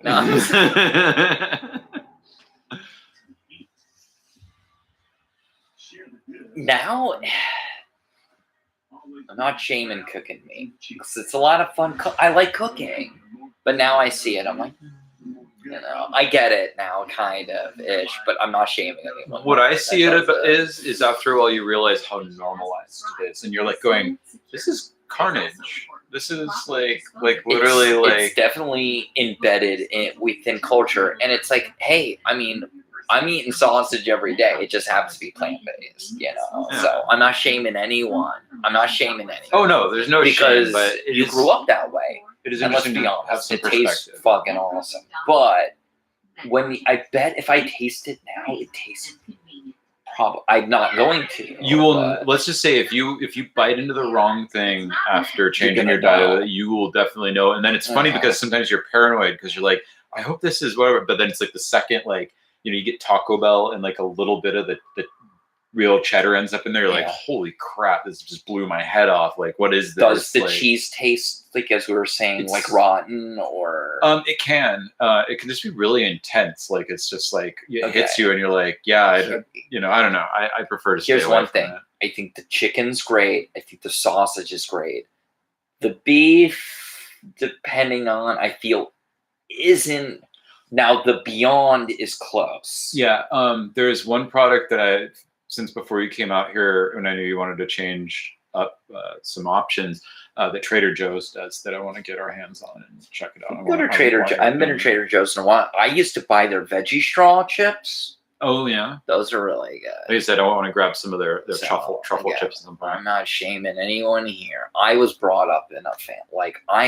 You're in that country. I literally only quit between moving and my own stomach health issues. So.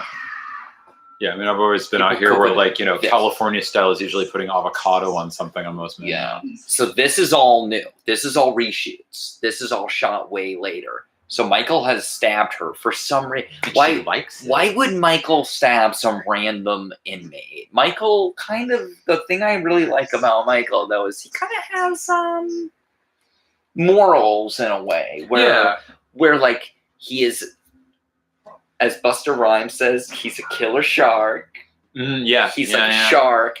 But at the same time, like, if he knew someone that was like basically mentally impaired, he probably wouldn't fuck with them.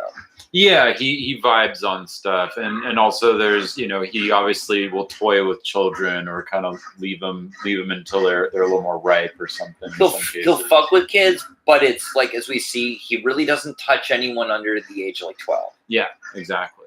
That sounded bad, but he is it better to kill? But we know what we mean.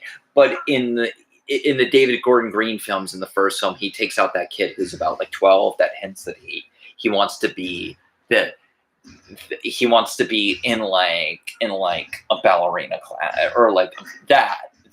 Yeah, exactly. What's Paul going Rudd's on there? little weird performance thing. How different the texture on this mask is. But it's kind of cool too, because he's just like, I mean, like, you got Michael coming at you. What do?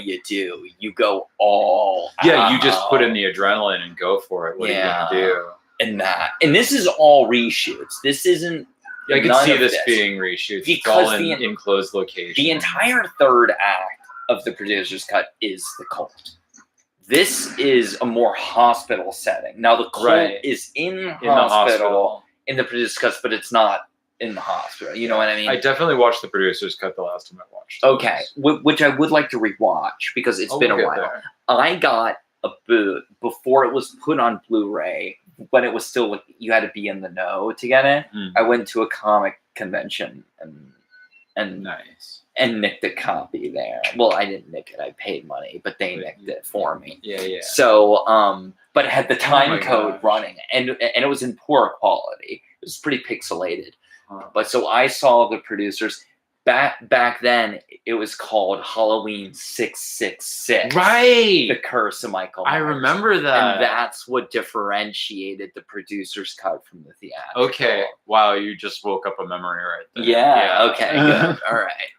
But those goofy robe things. Right. We know why that's there.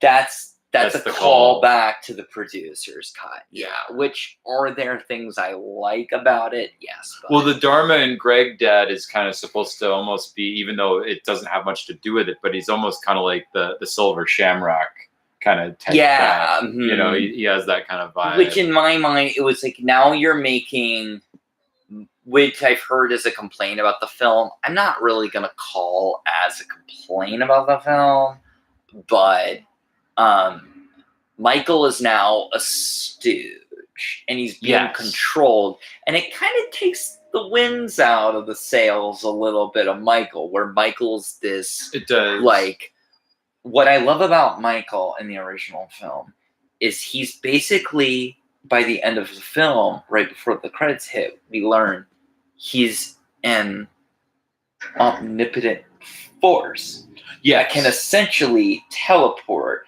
But without, John Carpenter said, Michael Myers, like a container. Michael Myers is like the wind. When you start trying to explain it, it falls apart. It's more of a concept. Right. When you put it more in like a literal sense, it gets lame.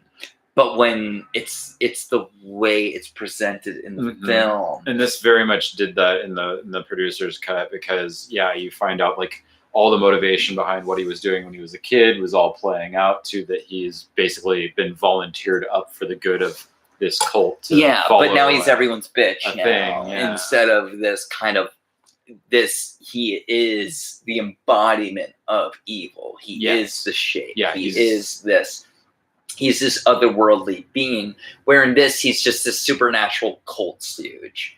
Right. So it kind of screws him over a little bit. Yeah. But, you know. Of course that would just be there. But this is all reshoots to like, how can we make this not lame and amp up the violence bigger knife much as possible? We need the biggest knife we can find. So we're just gonna do this. And I think it's kind of cool. I think it's not terrible. It's like the Jason X of this franchise. It's better than a lame, oh come on, Resurrections, the Jason. I guess you're right. Well, I just mean in terms of like, you know. But like this could induce a seizure, this sequence. Oh yeah. Especially if you're in a theater, geez. Yeah. I wonder. I'm hoping we'll get Halloween as a midnight this fall. Do films? I gotta go. I've seen it before in theaters. I've seen it twice in theater, I believe. But do films come with epilepsy warnings? Yeah, now. I don't know if they do now. Possibly, but yeah, I don't know. I mean, I wonder if that's like considered under the film rating now. It's like, well, it's an R. There's an epilepsy warning in there. Yeah, I know. Right? Kids, it's like, I'll just stare at some X-rays. Let's make it G-rated. I mean, you could argue 2001. That's rated G. You know. Well, nowadays, let's be honest. 2001's a PG-13. Yeah. How literally, spoiler alert, how murders people. That's not a G. Yeah. It's still rated G. That probably should be re-rated a PG-13. A lot of the concepts presented in it are definitely not G-rated. It's very heavy. I mean, it's about, It's like some viewership dropped off. We got a little too into something. I don't know. But again, if anybody's been hanging out we're almost 2 hours into it. This is crazy. He literally crushes this guy's face into it and breaks him down. Breaks down the thing. So he's mad now. Now I got some nice steady cam shots in here. Yeah, kind of gliding away here. Glide cam. Did he just say fuck? He did. Paul Rudd? Paul Rudd. There's a child and a baby present.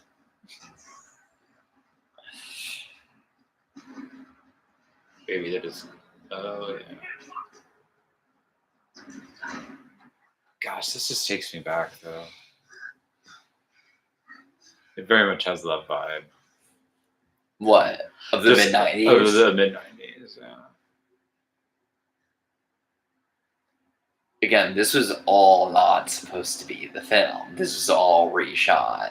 Yeah. Per blah, blah, blah's instruction. Well, yeah. Because that's the thing. Look at that little. Was that like a Reanimator? Look at that reference there? little lame latch on the door for this laboratory. It's Yeah. not. It doesn't have this like industrial latch. It's this tiny little lock. I don't know.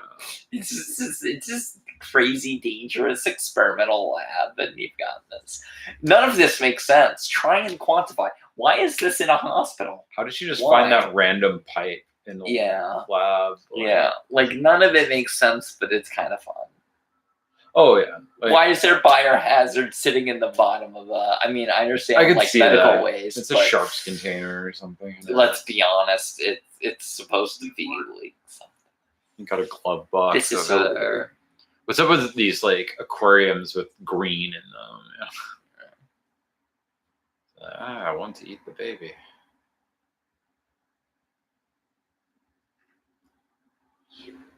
This is you one. I like his little nervous laugh because I mean, wouldn't you?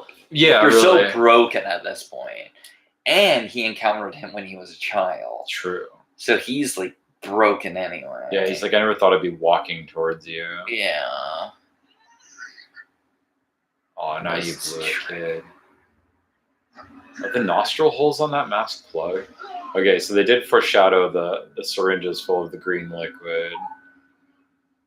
Which are probably, he's like, who cares what they are? I'm just going to inject him full of some crap. Could do like the Linda Hamilton, Sarah Connor maneuver. Yeah. She's got bleach though. Yeah, Which would have probably been better for Michael. really. But even then, does Michael really even have a circulatory system? We don't know at this point. In the original film, doesn't even matter, but like... I mean, obviously for him to have been institutionalized in the way that he was probably at some point susceptible to being but doesn't sedated and stuff. He does. That's the thing. Oh, that's actually in the trailer of Kills, and it was like when he puts the mask on, he basically transcends. It even says he becomes. The mask gives him the powers. Is what's kind of led in the newer trilogy. That's true. Which I think is an interesting concept. It's something different. Well, you could let it be said. It's like it puts him in the whatever headspace allows him to do that. Yeah. Kind of stuff. It's definitely his.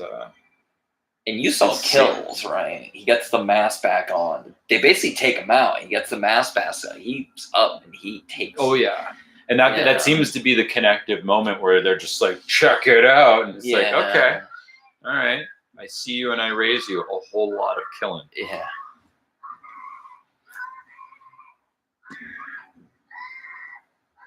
Good evening, whoever came back into the room. We're getting No one getting wanted into to the talk climax tonight, here. but that's fine. We're gonna do this again at some point. They'll get more used to us. We're not going away.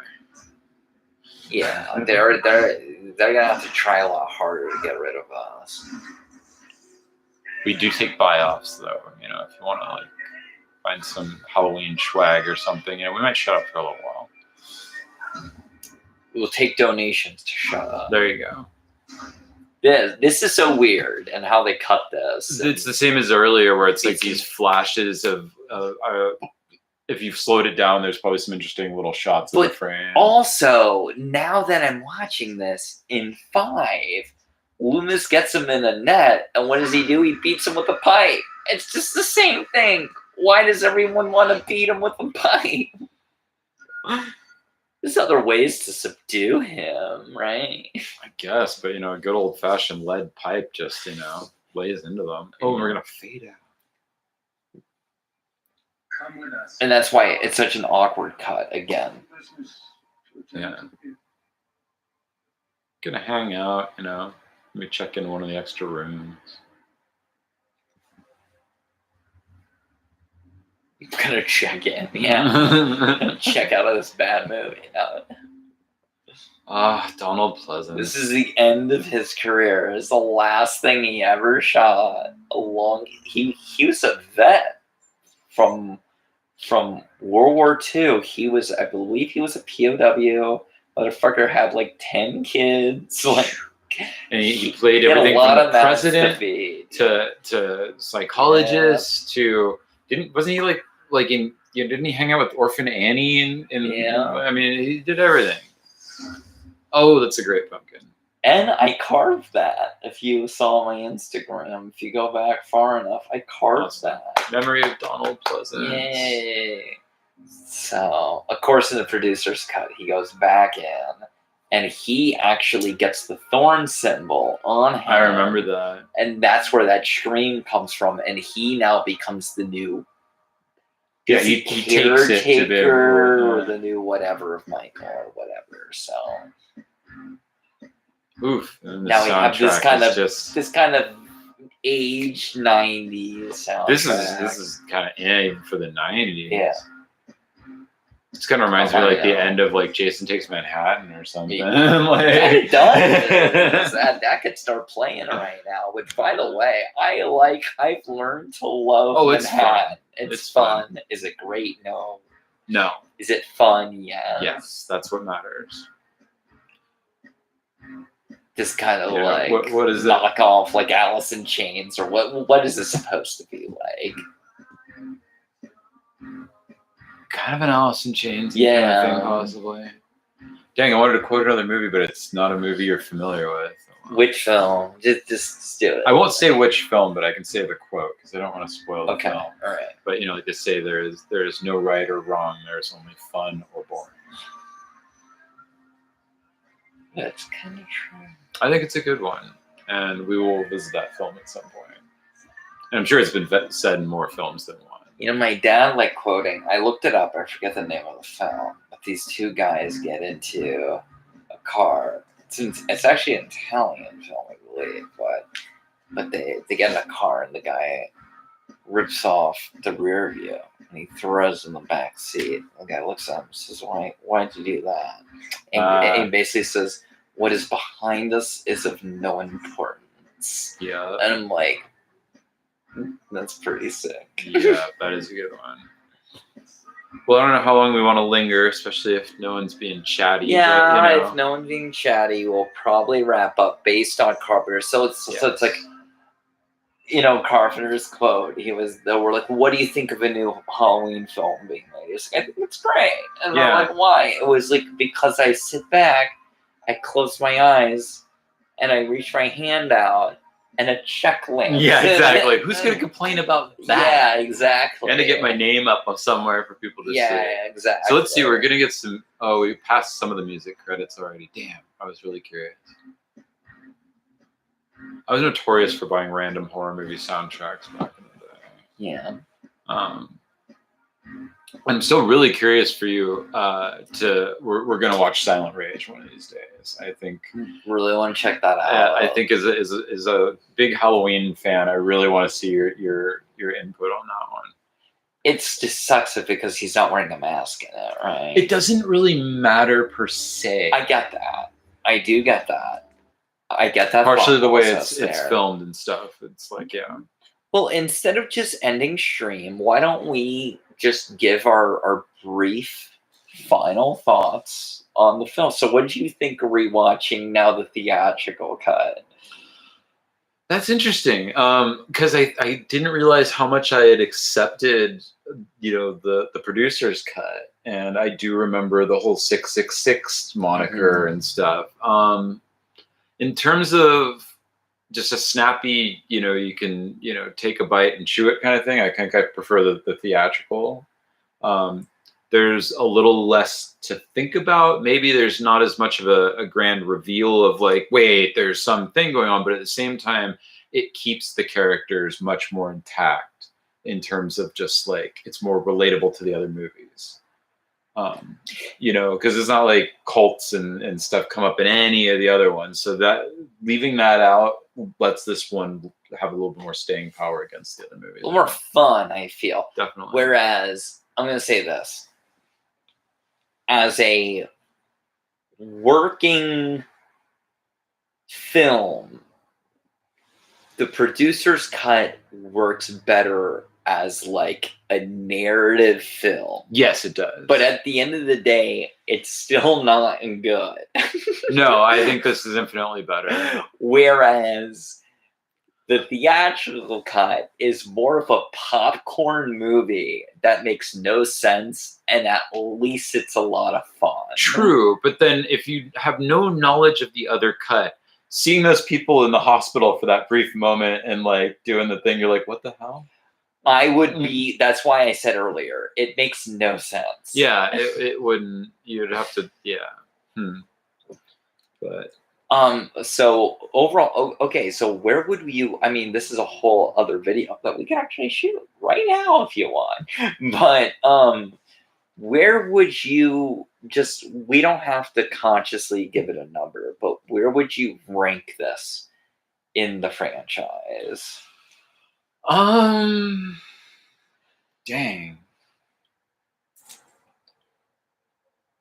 I mean, in some ways, it's right where it is in terms of chronology, but at the same time, when you got like 1 through 3, and then you have 4, 5, and then 6. Damn.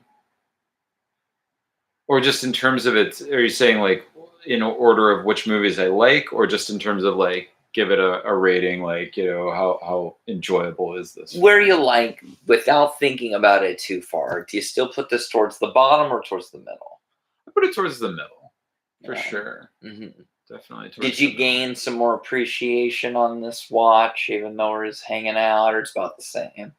A little bit more. You know, I don't think I've ever gotten to watch it so closely with somebody, especially somebody that's actually into the characters and the franchise and stuff like that. So a lot of times, you know, it's just been like kind of watch the Michael Myers movie with somebody. What'd you think of it? Oh, I liked it. Okay, moving on. You know, kind of thing. So yeah, I mean, it's especially, you know, the older we get and we look back at certain films that are very indicative of their times. It's like, you know, like I was saying, I would totally put this on in October to just kind of like feel kind of kiddie again. It's got that vibe, that lighting. It also reminds me of the 90s, so That's it what I'm takes me saying, back to my childhood, you know. Yeah. So it makes me think of that, you know, and it brings me back to a time that, you know, I was pretty little when this film came out, but I still remember that feel. I feel like it captures the 90s pretty well as well. Not bad, because yeah, there was definitely some of that going on there. So think this was actually the same year Scream. So that's when I could understand how this is kind of considered like Scream's the next year though. 96? Yeah. Okay. I can understand how this could be kind of considered a meme or silly. It is compared to Scream. A big departure, really. Like, sorry. Well, Scream's kind of making fun of all of it. Well, but I also just mean in terms of how it's capturing very close to the same era. I mean, like, if you didn't know what years they were filmed in, you would probably put a lot more separation between them.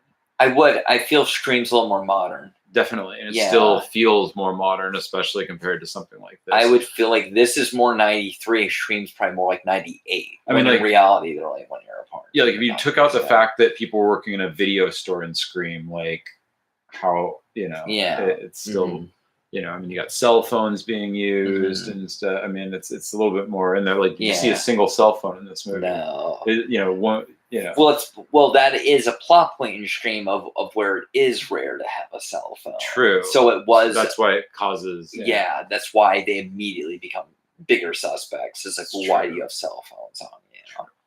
Because it's shady, you know. Only, you know, super rich or like the killers would have phones on them. So, you know.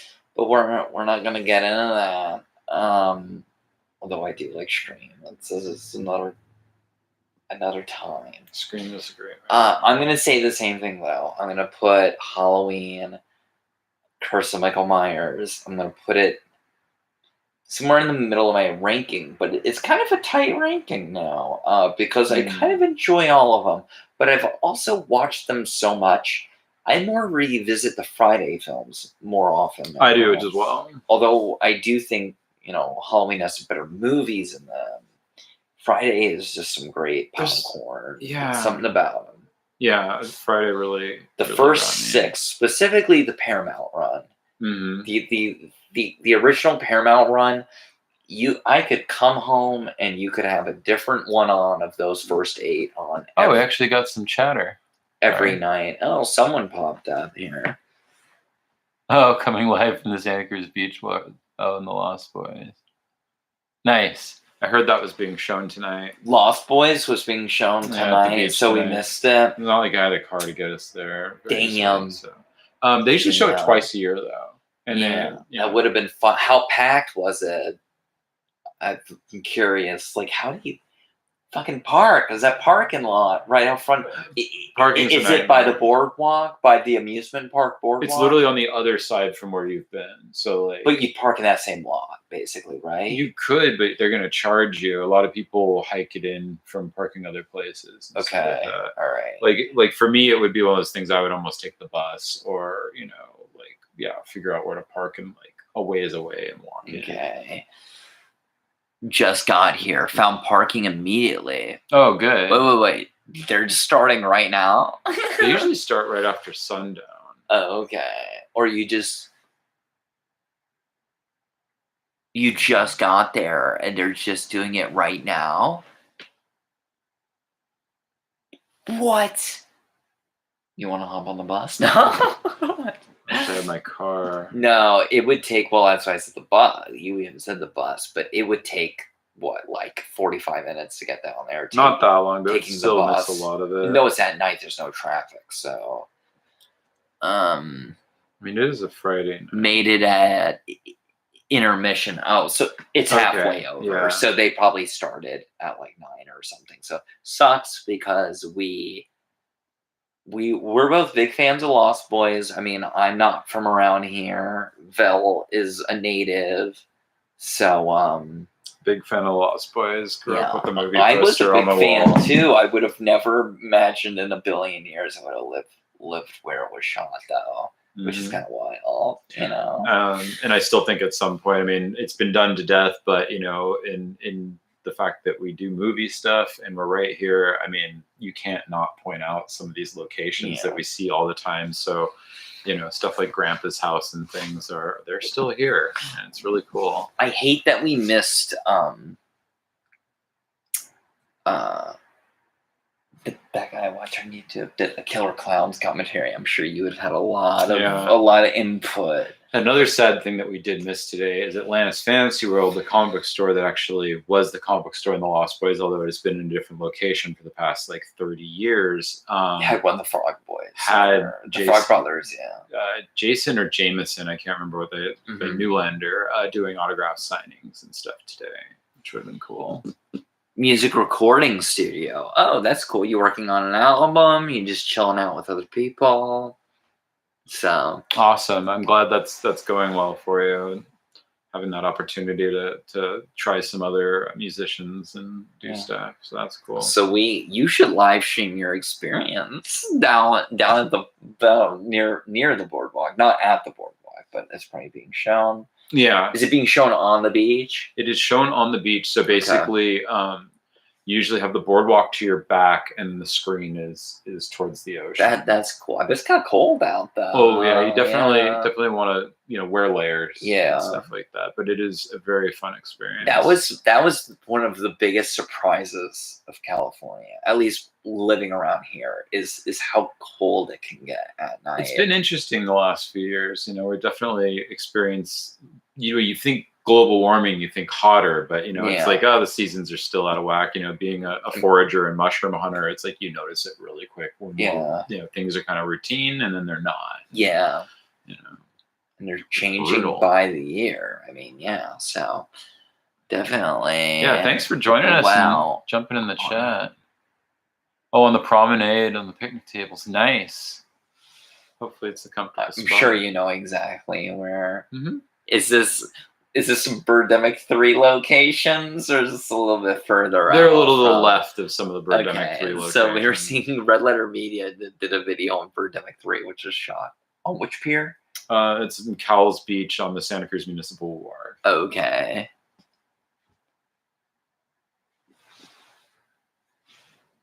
You can't see Halloween. How do you? Well, we weren't playing it on the stream. It's available on Pluto for free right now. The theatrical cut. It does have commercials. We actually just wrapped up our live stream of it, so you just came in at the very end. Yeah, we made a movie that's barely an hour and a half, lasts like 2 hours. So. Well, we talked a little beforehand, and We then did. we got into it, and we left it running the whole time. So if you want to go home and restart this video, when you do that, yeah, exactly. This was just a watch along. If this is still available, I'm still at a lower sub count.